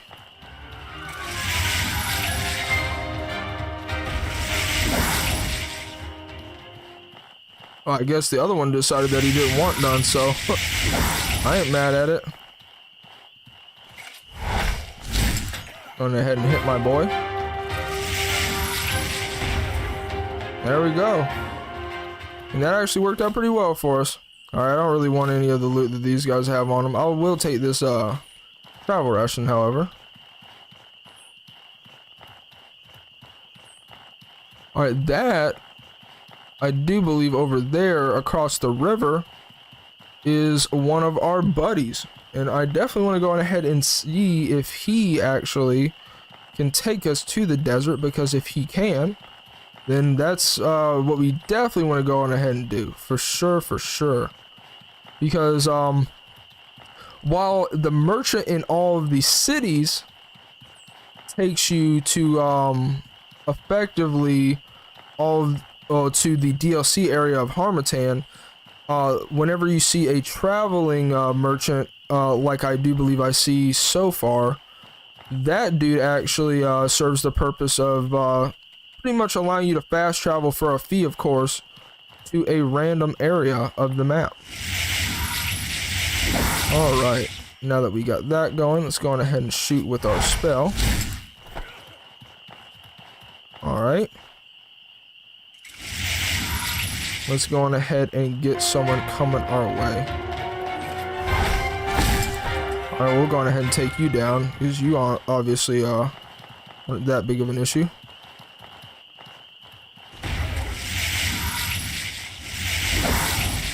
Alright. Alright, good. Well, it definitely seems to take down the bandits pretty easily, that's for sure. Which is, that's not the worst, I can say. Go ahead and get some of this here smoke root, because it helps us, you know, do a little bit better. Now, I'm pretty darn certain, yeah, there's my boy. And hopefully we get lucky, and he is actually on his way to the Abyssar Desert, if possible. Nonetheless, though, we can go on ahead and do some selling to my boy. Greetings, friend. And see what he actually just has in his inventory, because we definitely are going to go on ahead and need some of them. You can actually pick up all 4 of his gold bars that he has on him, and that'll help us out pretty tremendously. I was just going to go on ahead and sell some of these other more useless items that we got on us. So both of the smoke roots, we really don't need that. We're looking pretty good from that perspective. Now, Greetings, where friend. are you going? I want to travel with you. Yes. Oh, yes. Hell yeah. Hell yeah. Oh, what's going on, Lady Flanko? Appreciate you for going on ahead and stopping by. You know, chilling here and, you know, appreciate the lurk. But yeah, so as you can see, we have gotten incredibly lucky, and we can basically spin the 100 silver into 3 rations like so. And it will take us straight to the city that we are looking to actually go to, Levant. This is way out in the desert, and it was honestly incredibly lucky of us to have gone on ahead and been able to come here. Now, if we can get lucky enough to possibly find him again and he's going to Sierra, so then we're just good to go. We're done. But I have a feeling we're not going to be as lucky with that one. And so this is actually one of the other cities that you can actually find in the game. Can I? And This unfortunately, worries me. because we are also in the desert, everything is also likewise very expensive. Alright, I'm actually going to keep some money on me because there's some skills that I most likely should go on ahead and pick up. Go on ahead and refill on our water just a little bit there. Good, good. Can I help you? This worries me. Alright, so you have some godberry wine. That's actually pretty cool. Alright, we don't have the proper things to make what we could have made because we made the alpha sandwiches. However, that is okay. In fact, we actually don't need the alpha sandwiches, believe it or not, so I'll go on ahead and sell them as well. Alright, but we do want to go on ahead and come over to my guy over here. What can I do for you? And we want to learn fast maintenance, of which, you know, helps us repair our equipment 50% faster when you allocate time to, you know, spend time repairing. And then armor training. And armor training decreases the stamina and movement penalties from wearing armor by 50%. So yeah, that's actually a pretty good skill for us to go on ahead and learn. And now, like it said, whenever we're wearing armor, our movement penalties will be reduced by a pretty large margin there.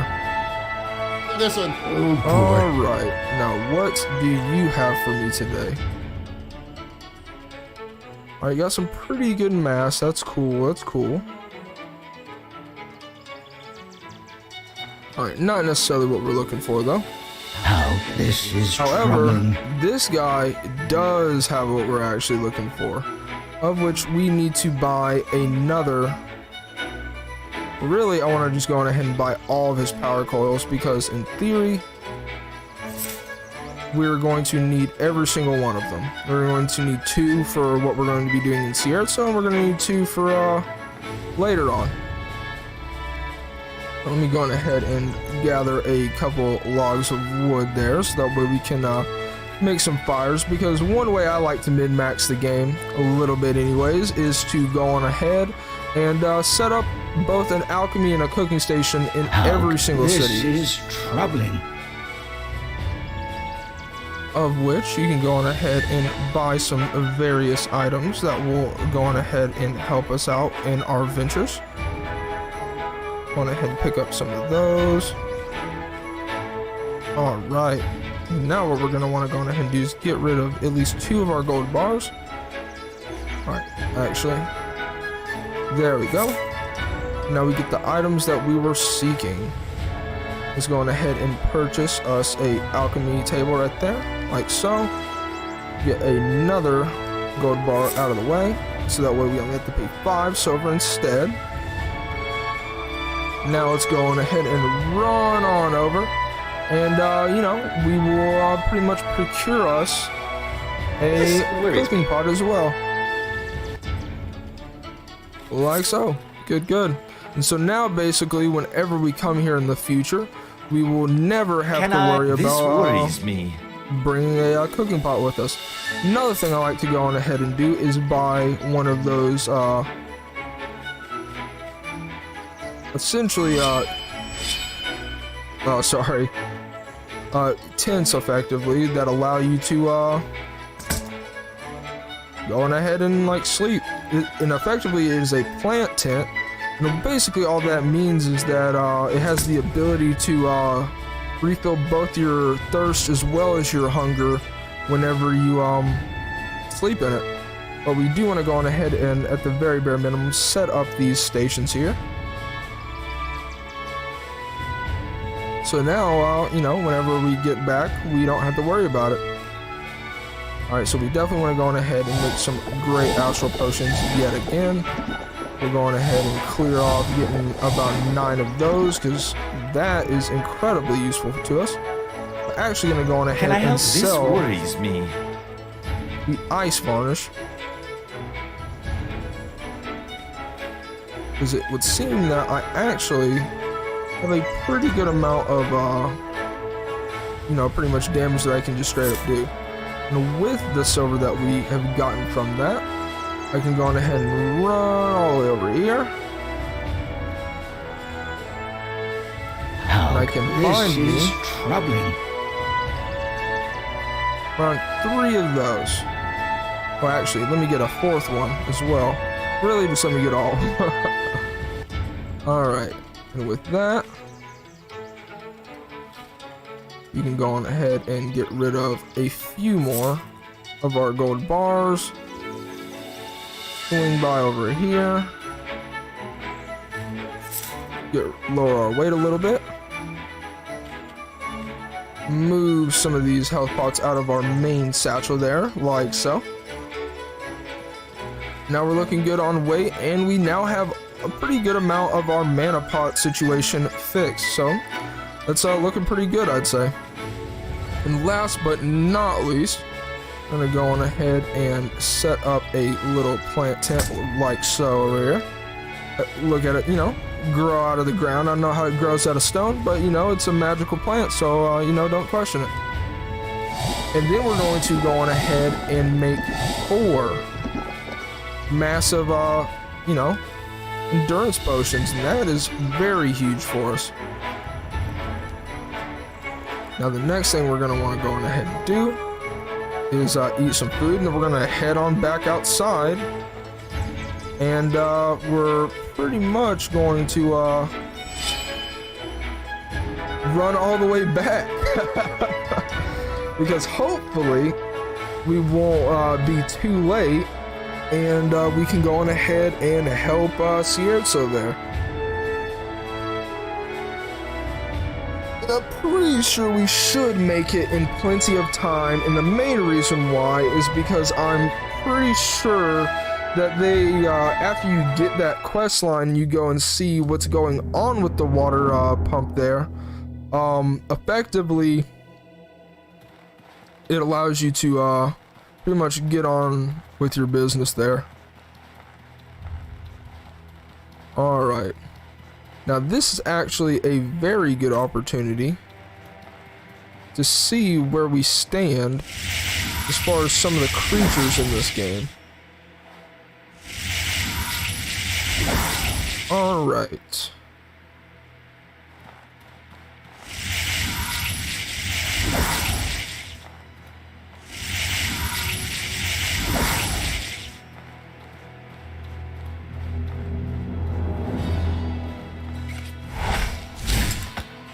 I mean, that did a pretty decent amount of damage.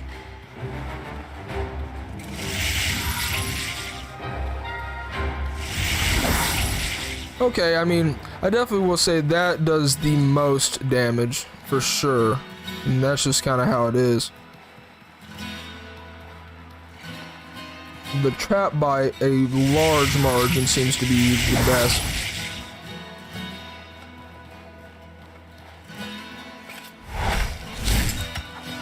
Going ahead and get him aggroed.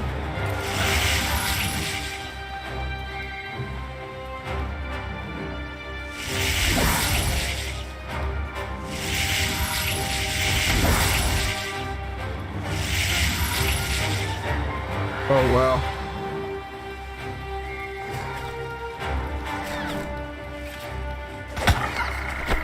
Ow. Okay.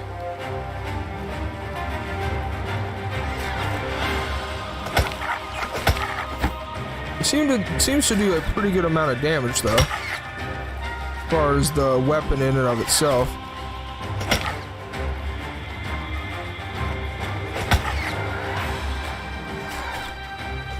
Okay, this is definitely doable though, that's for certain. But unfortunately, I do actually have to expend a pretty large quantity of my magic to deal with that. But I also didn't drink a godberry wine either, so you know it's definitely a part that probably contributed to it. All right, let's see if I drink a godberry wine, how I can go on ahead and do here. Going ahead and get at least a little bit of combat in here, you know what I mean?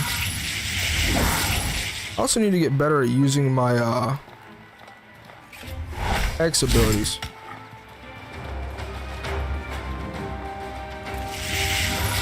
Alright, come on.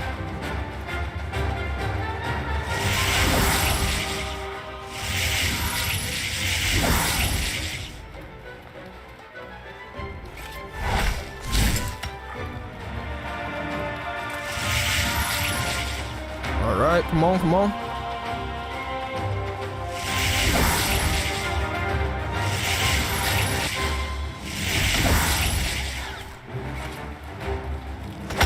Damn, alright, okay. Okay, so, you know, it's a little bit more strategic, of course. However, it's not, you know, it's not the worst. Not the worst by any means. I could be definitely doing a lot less damage here.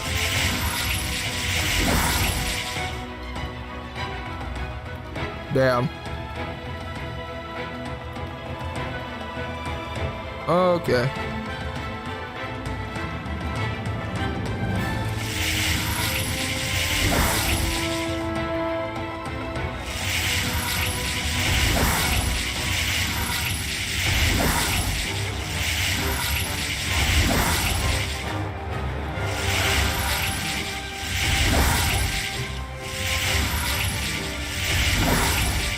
Okay.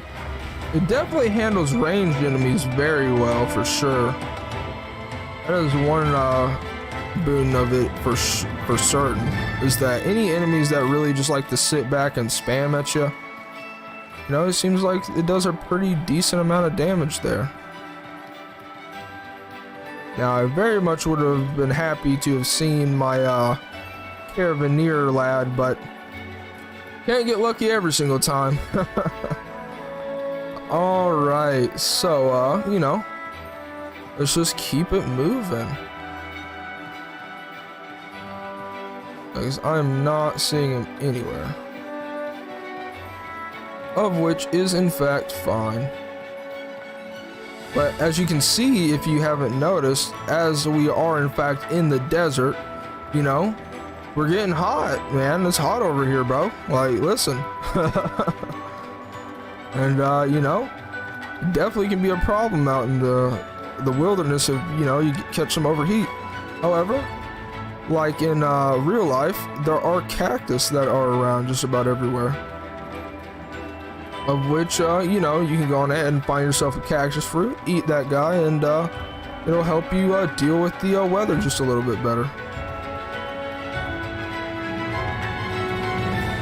Alright, we are in fact out of water though, so let's go on ahead and eat what we can. I'm gonna ahead and drop that, as we don't need that at all. It's just taking up space. You literally get diseases from eating food waste, and or it's just not very nutritious for you in the first place. So there's absolutely no real reason to go on ahead and utilize that. Alright, so unfortunately it does not seem like we have gotten lucky, and our caravan bro is not where he usually would be. But like I said, that is okay.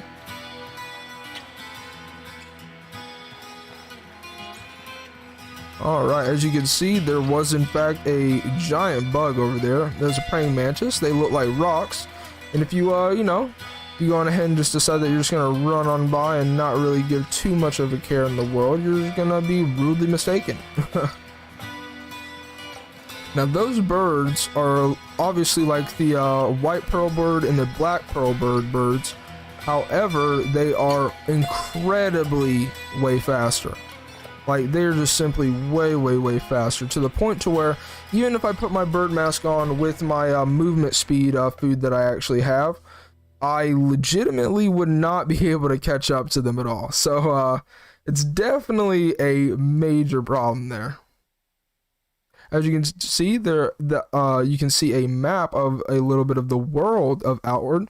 We can actually go to the city of Monsoon and or Berg, and as you can see, Shirako is also an area, and we're leaving from the desert region of Levant. What's going on, Bal Asmodeus? How are you doing today? Oh, Junior. Sorry about that, Junior. I don't want to mistake you for Bal Asmodeus Senior. Oh my goodness, but alright, let's go on ahead and get some of our spells going here. Alright. Because we have us a golem over here. These dudes can actually be pretty dangerous if left unchecked. So you for certain want to make sure that you are capable of taking them out if necessary. Alright, so we definitely done whiff there for sure. Let's go on ahead and cast our ability for whenever my dude inevitably comes over and attacks us like so. Come on, you got it, you got it, you got it. Alright. Alright, cool. Yeah, the traps definitely are what you want to go on ahead and utilize. But, you know, I hope you're having a fantastic day today, Bal, you know what I mean? Like, just going on ahead and playing a little bit of Outward right now. If you want to know what this game is about, it's basically a, you know, an exploration open world RPG. You know, I'm doing well myself, you know. I'm just going on ahead and just chilling, you know. Right now, I'm basically trying to run all the way back to a, oh snap, I might have gone the wrong way. Yeah, I think I might have gone the wrong way here. Yeah, like so. But yeah, I'm basically trying to run back all the way to a different country because it is on the brink of its water supply being destroyed, and you need to make sure that that doesn't happen, you know? How was the crafting in this? I can't remember, but to I do love to craft and resource together and make money in every game I play. as well as be a dark mage. And I can agree with you there. The power of the dark mage and or black mage is definitely one of power there, and I agree with that one. But oh snap, let me make sure I'm good on my abilities there. Going ahead and shoot him with our ability. But yeah, this is actually a very heavily resource-based, crafting-based game. In fact, you basically can craft just about every single item within the game in and of itself. And all of it is in an effort to, you know, keep you prepared for the things you're going on ahead and doing. Alright, so we are in fact being chased by a giant rabid dog here, but we had a trap ready to go for my guys, so, you know, we took them out accordingly. And, yeah, as you can see, I am basically playing this game's version of what would be a black mage, pretty much purely. I am both a sigil as well as a hex mage / spell sword as well. So yeah, this game is actually incredibly extensive as to what you can actually go on ahead and do. On top of the fact that, as you can see, I have all these different items I pretty much made, besides like these materials that you can see here. I pretty much made these bandages, all these teas, all of my potions, like literally just about everything that you do in this game, you have to utilize the knowledge of what you've already gained at this point. And it can be very brutal to new players because this game does not tell you where to go. It has some pretty decent tutorials. However, like I said, it doesn't tell you where to go whatsoever, and you pretty much just have to learn everything, even to the point of magic off. I'm pretty sure it's cut off a little bit, but you can, as you can see, I have a little bit of burn there. Well, I have a mana bar. Well, when you start this game, all you have is a health and a stamina bar. In fact, literally, you just start off as pretty much a peasant with a stick in this game, literally. And they pretty much stress to you that your character that you're playing as, he's not a hero. You know, and if you go into the wilderness unprepared, you can very easily die. Like, without the gear that I had on, without the spells that I had, that enemy that you just saw me just two-shot and just treat like it was nothing would have very much killed the hell out of me, because as you could see, it ran way faster than I could run. So, even with myself not being encumbered, it could run faster than I can. So, it would have been a very dangerous encounter for me to just run in there with no armor, no magic or anything. As you can see, we are now in the city, of which I pretty much just need to restock on some food items so that way I can run all the way back to my home effectively. How can I help you? Alright. So we don't really need anything that she has per se besides what you are currently seeing me sell. I went on ahead and sold those insect carapaces because you need travel rations to travel in between the various zones within the game. And pretty much this is a very heavily crafting central RPG, 100%. As you can see, you have an alchemy station where I don't necessarily have the ability to make anything, but as you can see, I have a major amount of different recipes that I can utilize to make various items that do different things that, you know, just quite frankly help me out. But right now I'm in the process of heading on over. Oh. Alright, no worries. I was basically just going on like a kind of long rant to a certain extent about how the crafting is super extensive in this game effectively, and you know, you have to pretty much gain knowledge of those crafting recipes as well as what you can do in the game in the first place to survive effectively and make your life easier on the road here. Because I can definitely say the enemies that you saw me fight just a second ago are way harder than I made them look. Let's just put it that way. So essentially, you know, it's really important to, you know, be prepared. You want to have like water, you want to have potions so that way you don't run out of stamina. If you're a magic character, you want to be carrying mana pots around. You want to have food that keeps your stamina lower. Like when you drink water and you eat a stamina food, it stacks your regen of your stamina so that way it doesn't lower as quickly. As you can see, even by just sprinting, it costs me stamina. And there's even mechanics within the game that exist. Oh, sorry about that. I love playing as a crafter slash resource gatherer and making money from that. It makes me feel like I'm earning my money doing something I love or using it to kill stuff. Yeah, absolutely. And see, that's one of the things that's really rewarding about this game is that because the game doesn't like hold your hand effectively and they don't let you know any of the recipes from the start of the game. They don't let you know pretty much how to fight. They don't tell you where to get weapons. They don't do any of that stuff.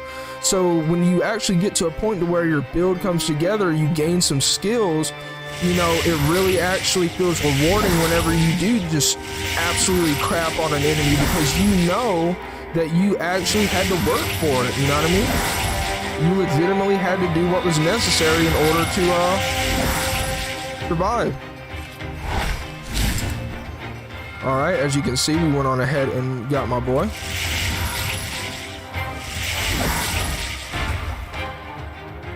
Alright, we can basically finish him off with my sword here. Bam, bam.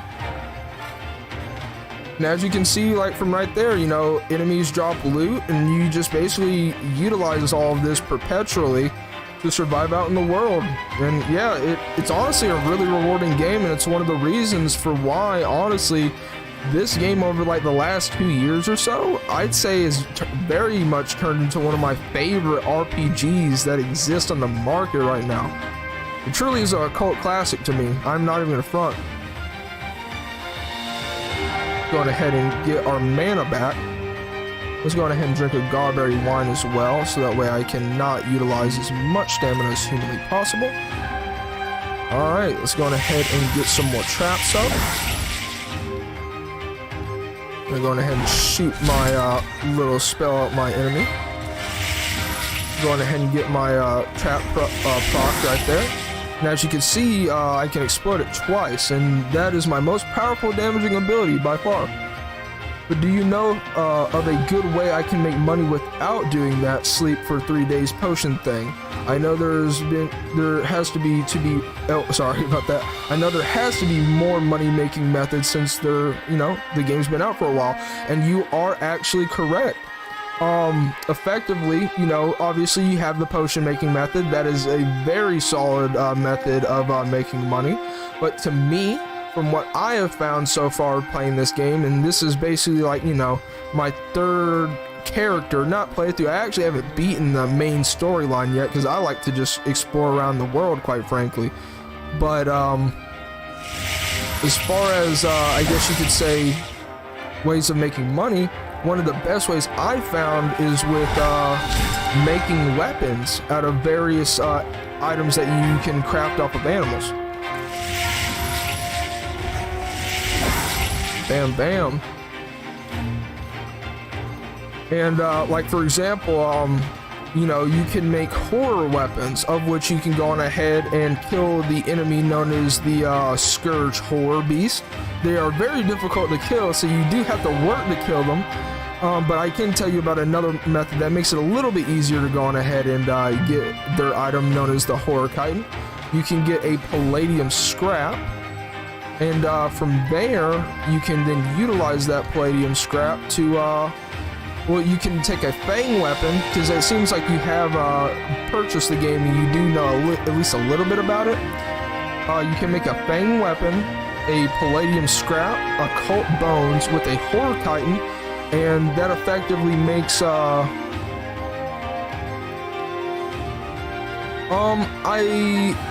my knowledge, no, not that I know of per se, to be honest with you. But there may be either in DLCs or with enchantments from the DLCs, because I'm pretty sure there isn't anything in the vanilla base game that actually does that. But yeah, effectively, I can tell you a method of getting the horror chitin very easily.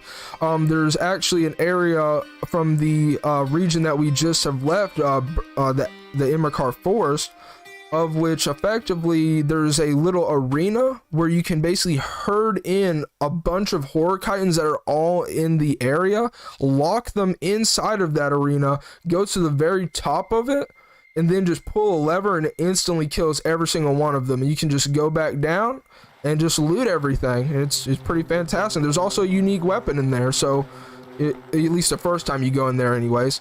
And so, you know, it can be pretty lucrative, I'm not gonna lie. It can be very lucrative, in fact, honestly. And yeah, like, to me, making weapons seems to be the fastest way of just making a lump sum of cash. Another thing that you can do if you want to absolutely min-max how much money you're making, you can go on ahead and effectively run, you can basically get whatever you're going to sell, and then run all the way back to Levant, in the Abyssar Desert where we were earlier. And you can effectively, everything there sells for 15% more.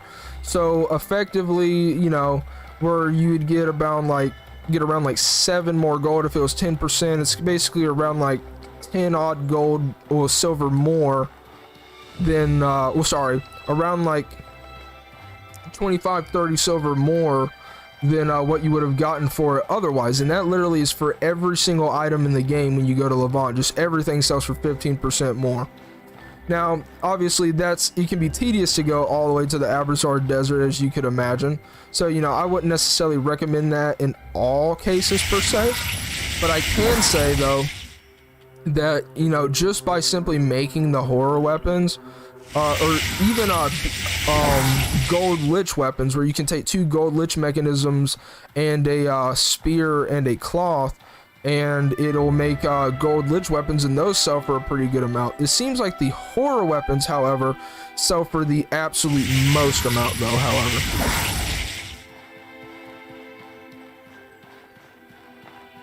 Alright, going on ahead and doing battle with my boy over here.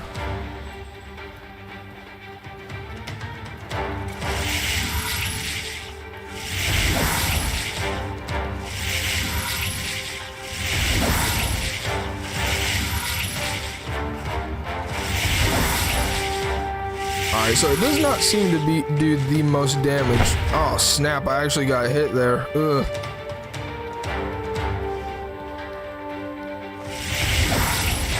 Alright, we're gonna finish this dude off with magic, like so. Or with just our weapon melee. Yeah, you can actually, well, right now, alright, so effectively the top 4 skills that you see that I have on my bar now, those are the sigil skills, so that's an entirely different class.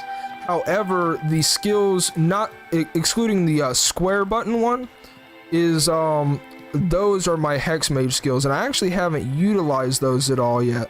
And effectively, what effectively these do is that I can put a hex on something, as you can see, then I can detonate it. Oh, sorry, I did the wrong thing. There, as you can see, I did a pretty major amount of damage to that bird there. And the hex that I do put on enemies as well, it also does a debuff is on top of that. And the different hexes that I have, you know, it does related damage when I detonate, triggers a related reaction at all nearby enemies afflicted with a hex, and it pretty much, you know, debuffs my enemies and just makes them less powerful. So the Hex Mage is a pseudo debuff class that has some serious burst damage that it can actually do, and it honestly is really good for you know, melee encounters, because as you can see, a lot of the skills that I was just utilizing were just touch skills where it was just like up close effectively. Yes, you do in fact have to sacrifice your health for mana. However, as you can see, I'm not having too many mana troubles as far as running out, to be honest with you.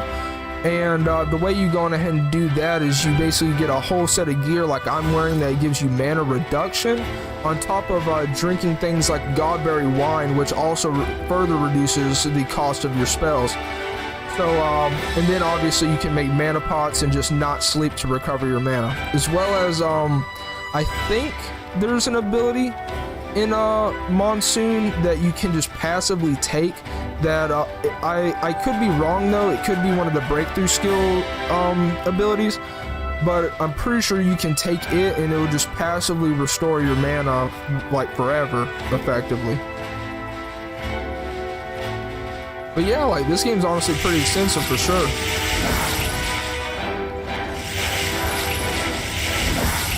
Alright, as you can see how I went on ahead and made my weapon two-handed. Going ahead and just do some solid damage there. As you can see, the two-handed sword actually was doing a pretty solid amount there. It does 39 ethereal damage and 19 impact, and on top of having decay damage. I actually only sacrificed 2 points of my health and or stamina, because you know it's both of them, of course. And yeah, as you can see, I'm able to cast all of these skills pretty effectively, and in fact I might even go on ahead and do a third one, because obviously, you know, the main objective as a mage is to not really be getting hit, and the way you do that is by utilizing a lot of skills that, you know, pretty much don't require you to be up and close near your enemies to hit them with. And with that being said, it allows you to go on ahead and, you know, pretty much have a little bit more survivability where you otherwise might not have had it. As you can see, you know, get some pretty solid damage there.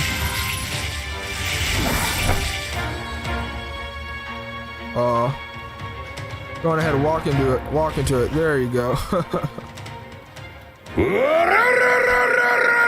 Thank you, Balasmodius. Welcome to the Beast Crew. You know, I'm glad you're enjoying the content so far. Damn.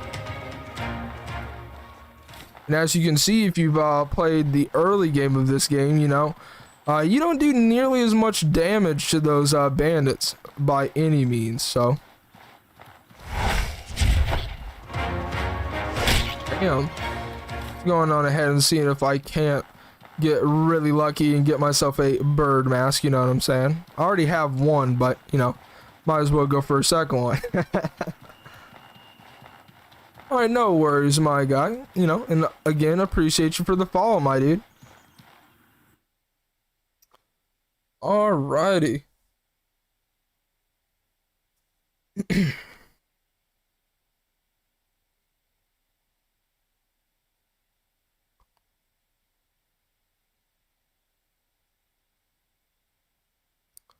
Alright, and with that, we should be able to go on ahead and, you know, fix the camp here. Alright, good, and we actually made it on time, like I thought we would.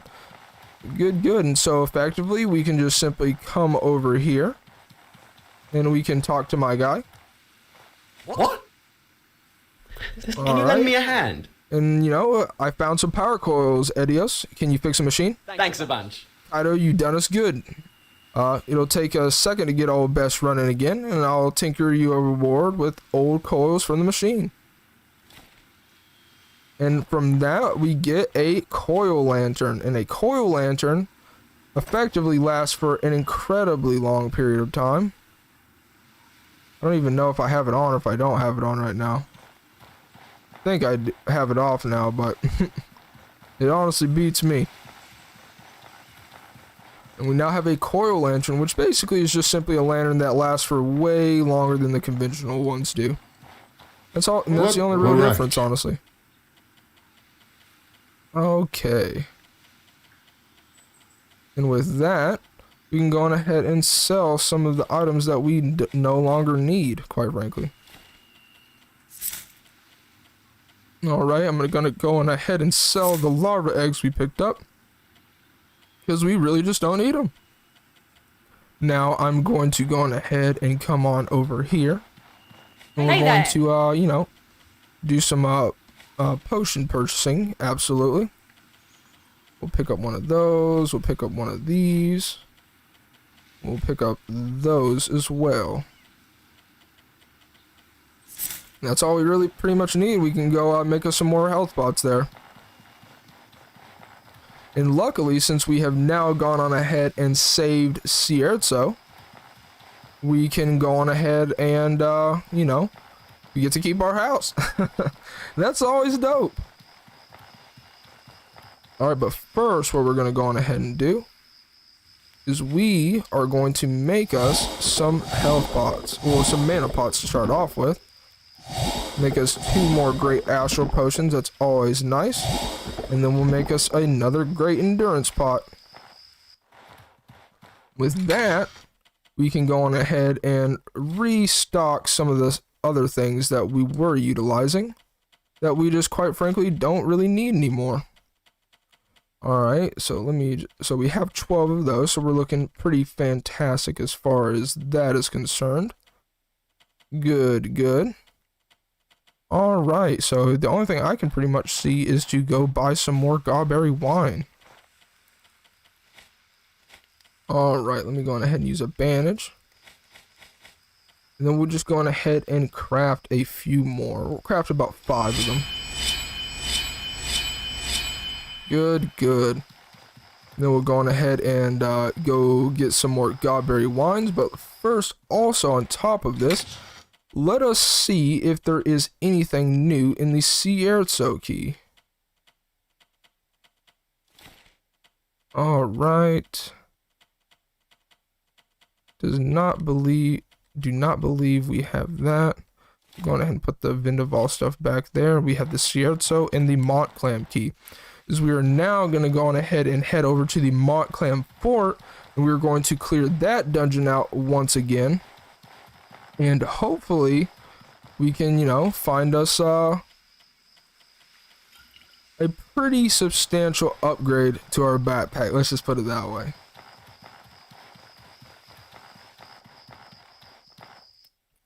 Alright, so what we're going to want to go on ahead and do is head on down here.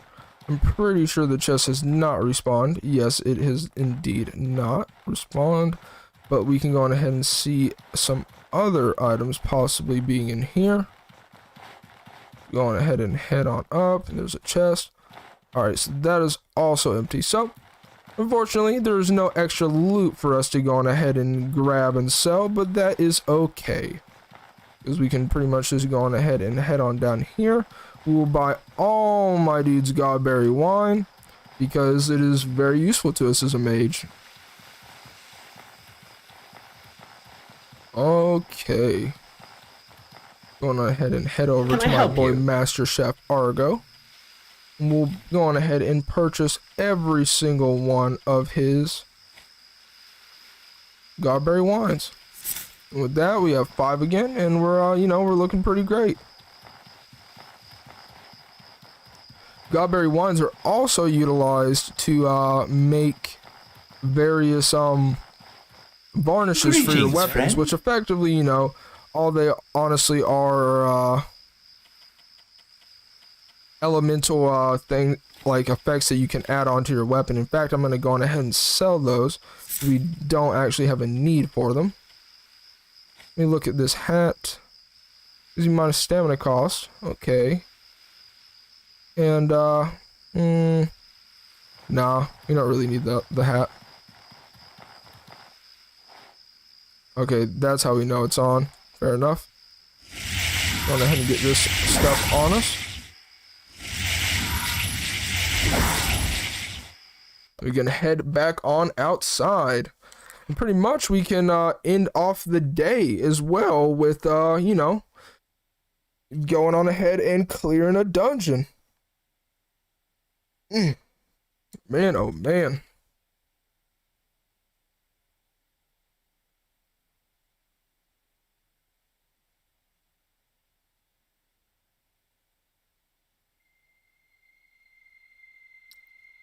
Alrighty, y'all. But it's been fun so far today. I'm gonna lie, we definitely had a lot of running today in this stream for certain. But you know, we've done some pretty solid practicing of our skills utilizing magic, and I believe you me, I really needed to get some practice with that one. Figuring out, you know, what stuff works, what stuff doesn't, and you know, we're generally looking pretty good. So I'm wondering, is that ranged? Because I would rather use that if it's ranged, because I honestly don't like this ability. Alright, let's test this, actually. Alright. Oh, wow. Oh, dude. That is way better, actually. Oh, wow.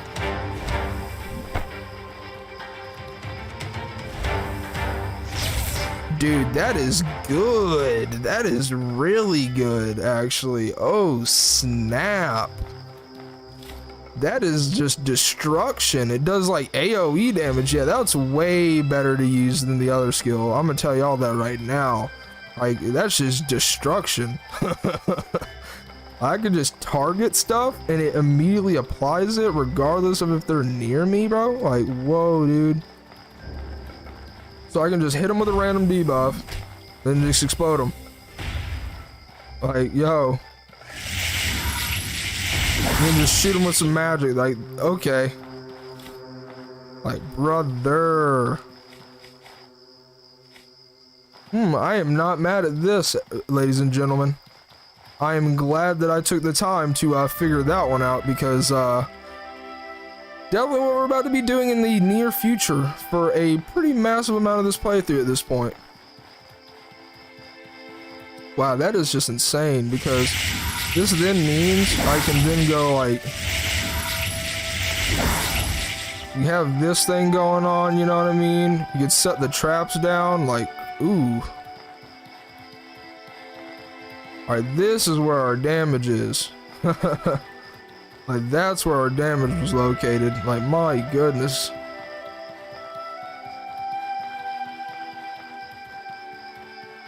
I'm definitely happy that we figured that out, because the touch spell for sure is rather for if you want to go on ahead and, you know, be up close.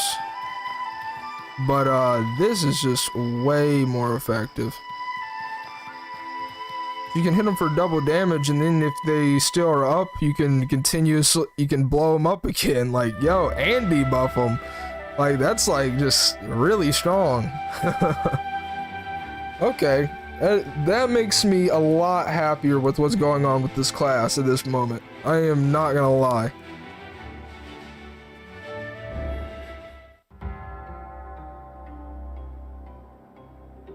Okay, we are now in the Montclair Clan Fort. What we're gonna want to go on ahead and do is set ourselves up a little trap there, and then from there we can get going. Hold on just a moment. I will be right back.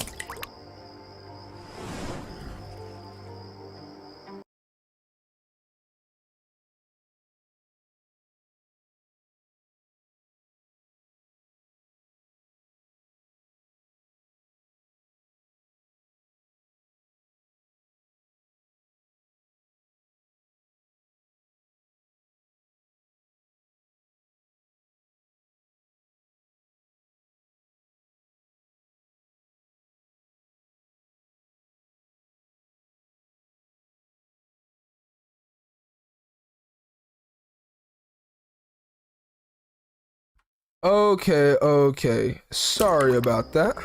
Had to go on ahead and help out the fiance really fast. You know how it is. But yeah, we're looking pretty good. Going ahead and put down another trap. You see, the cool thing about this now is it actually allows me to utilize the double explosion even more effectively. Oh, baby, this is looking godlike now. I'm not even gonna lie. We are like, and we have the two-handed sword too, bro. Like, oh snap.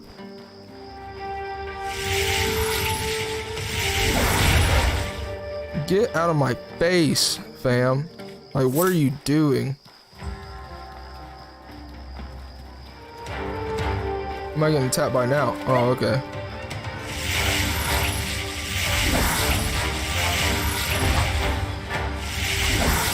Ooh.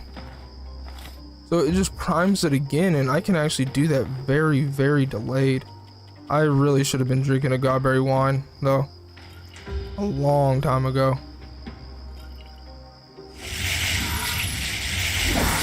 Alright, let's go on ahead and get us that honor on us. Okay.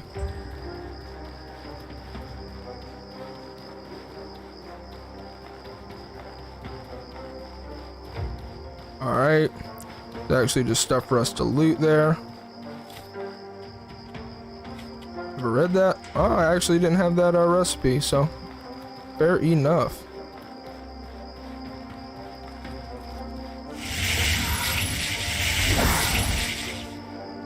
Alright, well.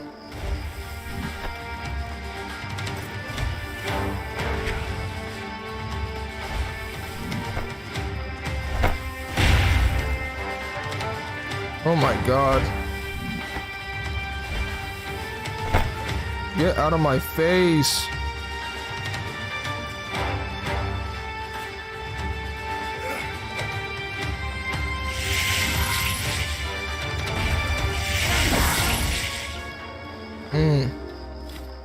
Yeah, that's what you call a wombo. An absolute destruction is what that can be characterized as, y'all. Oh, yes. My enemies are now, in fact, going to be slain. Oh my gosh, right as he walks up to me, he just gets destroyed. Oh my gosh. Alright, we got us a chest here. And you know, we got some pretty good stuff for us to sell. And look, we get the same recipe. How about that one? I am definitely going to pick up that halberd because we can utilize it just a little bit later. Not quite yet, but soon enough. Okay. Alright, good.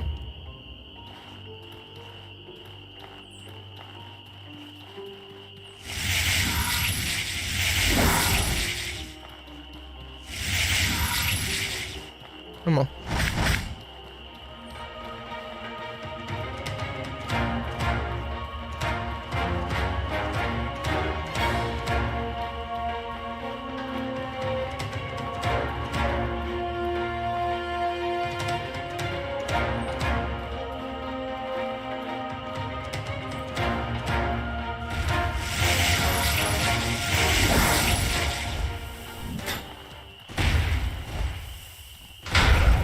Get out of here, dude. Oh my goodness. I just want y'all to know that that is nowhere near as easy of a fight the first time around. Let's just put it that way. So you want to get blown up then, lady? Alright. Dang, you're on fire now, dude. Alright, what you gonna do now? I mean, I can be in a little mage battle with you. I mean, I don't mind. You're the one slowly burning to death, not me. Like, look at this. Okay, well, hit you with some more stuff. Now you're done. Like, oh my gosh. Get absolutely just demolished. Like, dude, man, oh man. And with that, that's the end of Montclair Fort right there, y'all. Like we did it. Fantastic. Let's go on ahead and yank up that cleaver halberd. Now what we're going to want to do, now that we have the entirety of the camp cleared out, we can effectively, you know, open up this little secret passage. So as you can see, those two little slots there, which means that we need 2 power coils to activate this door, of which we in fact now do have, and of which, as we go on ahead and go in here, we can both find some scar attire, but the main thing we are looking for is Mafino's trade backpack. Now the scaled leather backpack is in fact very good. I'm not gonna, you know, put it past a scaled backpack, but as a looter myself, I am much more of a fan of the biggin, if that makes sense. And you know, going ahead and pick that up. And as you can see, we now have 110 carry capacity instead of the 70 that we originally had. However, one trade-off of this backpack, unfortunately, is the result that it is a much heavier backpack. But luckily, we're looking pretty good there. Oh, and I actually forgot about a pretty key component of this being a mage. Unfortunately, I don't have access to quite enough spell slots, but as you can see, I can use the spell Reveal Souls. I can come over here to Spark and utilize it, and then I pretty much get a large portion of my mana back for that. Now I wonder if I can use it again. Oh yes, I can. But see, unfortunately, I have to go on ahead and come over here and do that every single time. You know, but pretty much we can go on ahead and just eat up their soul, you know what I mean? And there goes our mana again.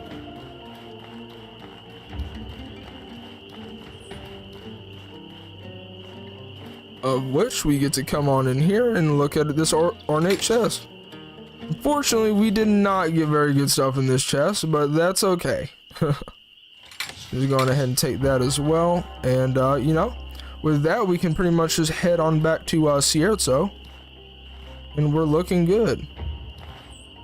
Alright, for a second there, thought I was about to take some pretty heavy fall damage there, but luckily we're looking pretty good.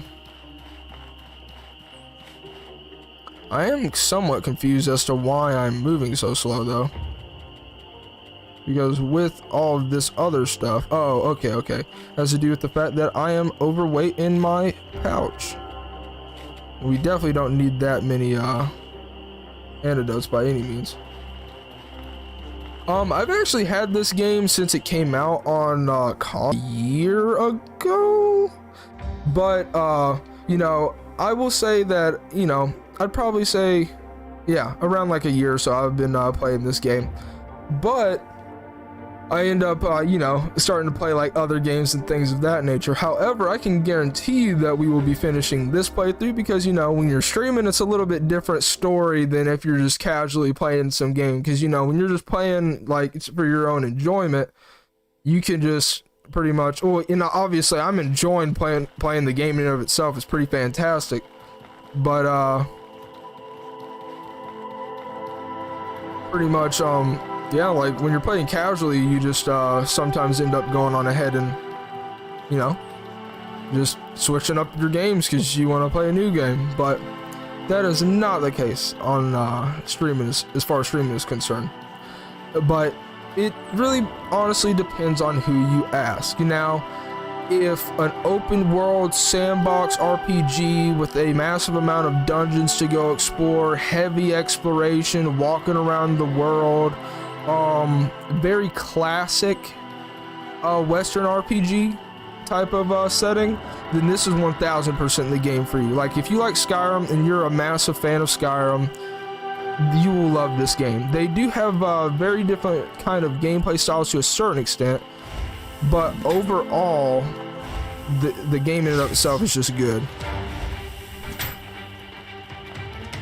Oh wow, is he just slower? Wow, get wrecked, dude. But yeah, I mean, I'm not even gonna lie. If you're a fan of like the exploration survival type game, you know, this is definitely a good one for sure. I'm not even gonna front with that one. It's just great. But yeah, unfortunately though, I can definitely say, oh yeah, you can 1000. Well, you can't conventionally, like, I can't take this wide blue hat and make it like a wide blue hat +1, for example. That does not exist in the game. But you can't, but I will say that the game honestly is very heavily crafting based. If that will helps you out at all. Oh wow, I accidentally didn't target. Very important to target your enemies, you know? Alright. Bam, get destroyed, fam. Ugh. That's what I like to see. But yeah, like, you know, there is a massive amount of different weapon classes. There's a massive amount of classes. You know, every weapon has its own move set. You know, you can be a mage, you can be a thief, you can be a stealth archer, you know, you can be the straight up warrior, you can be a mixture of in between of them. You know, there's just a massive amount of things that you can do, and really a lot of this game is dependent on the gear you're wearing. So for example, the 2 hats and the robe that I'm wearing gives me a bonus of damage to my ice. Now I'm not really utilizing that, and I'm mainly utilizing it for my mana reduction cost. However, you can absolutely you know, go on ahead and really just, you know, you can make your character very strong. And I will say the game is incredibly difficult in the beginning of the game, because you literally start off as just literally a peasant and with a stick pretty much, and I'm being dead ass when I say that. You have no skills, you don't even have magic in the beginning. Getting magic is its own like quest in and of itself in the first place. And you know, it's definitely heavily survival based, heavily crafting based. Pretty much just about all the items in my inventory that you see right now are all things that I crafted for myself, just so that way I could be prepared for any journeys that I'm going on. Friend. Dying in this game is very interesting. Essentially, a random thing can happen to you that you just basically don't get to decide. I'm not gonna actually sell that. I need to keep that on me. Of which, if you're playing on like hardcore mode, for example, you literally have a 5% chance of death. This is not a hardcore run, but you know, it definitely, you know, it's pretty interesting for sure. I'm not gonna lie. Like, at least I like it a lot. But like I said, you know, it's not necessarily for everybody. You know, it's definitely an occult classic is what I would 1000% classify this game as. However, you know, if you're a fan of, you know, just walking around, exploration, survival, having a multitude of different systems that are very much in depth that you can just sink your teeth into, I would 1000% give this a 5-star rating and an absolute recommendation. But, you know, that's just me though. But, however, if you would like, and you know, if you would like to go on ahead and see the multitude of games that I play, you can go on ahead and go to twitch.tv/KaidoFlame. It has my entire, you know, catalog of games that I actually play throughout the week, or at least at this current point in time. And I can actually go on ahead and let you know what I'm playing. Like, you know, Monday I am playing a modded playthrough of the Elder Scrolls 5 Skyrim. Tuesday I usually play a random Nintendo game, but right now I actually kind of have a series going. It is incredibly similar to Valheim. I am not even gonna lie about that. In fact, Valheim tends to go a little bit more of the base building survival side of things, where this has a major amount of very in-depth survival mechanics. It doesn't go as far as to do base building and things of that nature. However, I can say that in the second DLC of this game, developers not only added on a pretty much an entirely new campaign to go on ahead and do in an area that's pretty much a in-game area, but they also literally give you the ability to build your own city, let alone a player home. So it's actually pretty cool. It's not out yet on console. That's what I'm actually playing on right now. However, it is out on PC right now, so if you you snag the game up, you can definitely sink your teeth into that for sure. And I am very much excited, and you can definitely expect that whenever I am actually just done with the campaign for this character, the moment it comes out on console, we will be continuing and we will see what that DLC actually has to offer. But yeah, what's going on, Sky's Dragon? Sorry about that. I was going on a little bit of a rant about the game in and of itself.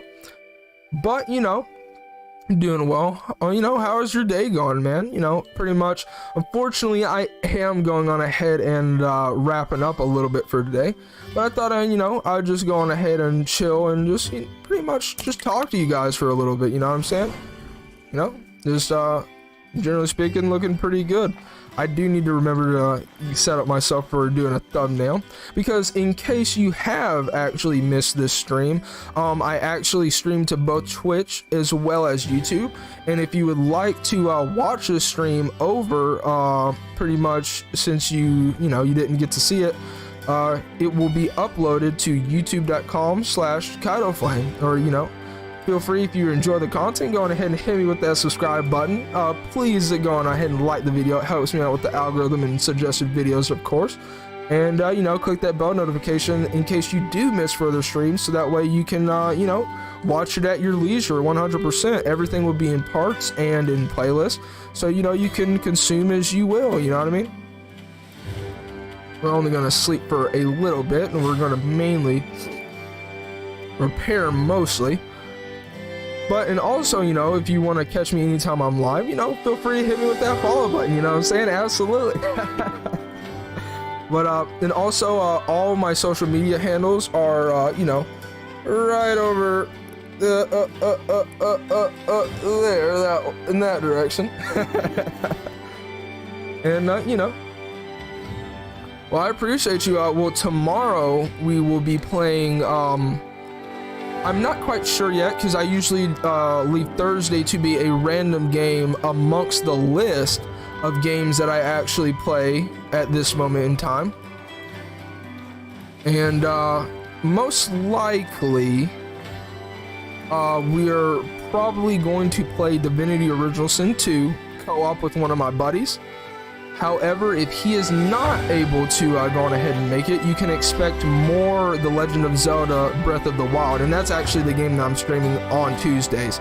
And on Fridays, we strictly do Divinity Original Sin 2. Now, if my buddy can't make it on Friday, what I'm going to go on ahead and do is supplement the lack of, having my friend there for the co-op playthrough with...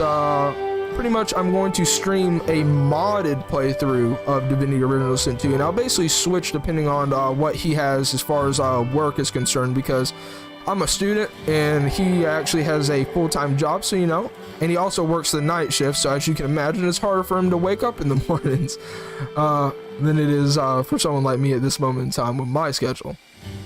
However, I would like to, pretty much go on ahead and say thank you for going on ahead and swinging by the stream. I appreciate everybody that goes on ahead and watches. And like I said, you can find me on all of these different platforms, whether it be Twitter, Facebook, Instagram. I mainly utilize those to pretty much give updates to people, my viewers essentially. The Beast Crew, you know what I mean? And to, whether or not what I'm actually doing, if I'm going to be streaming that day, or if anything comes up that, I feel as though I should let you guys know about. However, with that being said, if you haven't hit me with the follow, go on ahead and do so. But nonetheless, I hope everybody has a fantastic day, and I'm honestly honored that you guys even gave me the time of day in the first place, so, thank you. And with that being said, it's been your boy Kaido Flame, and, cheers. Have a great rest of your day, and, pretty much, I'm gonna be signing off. you know, that would be that.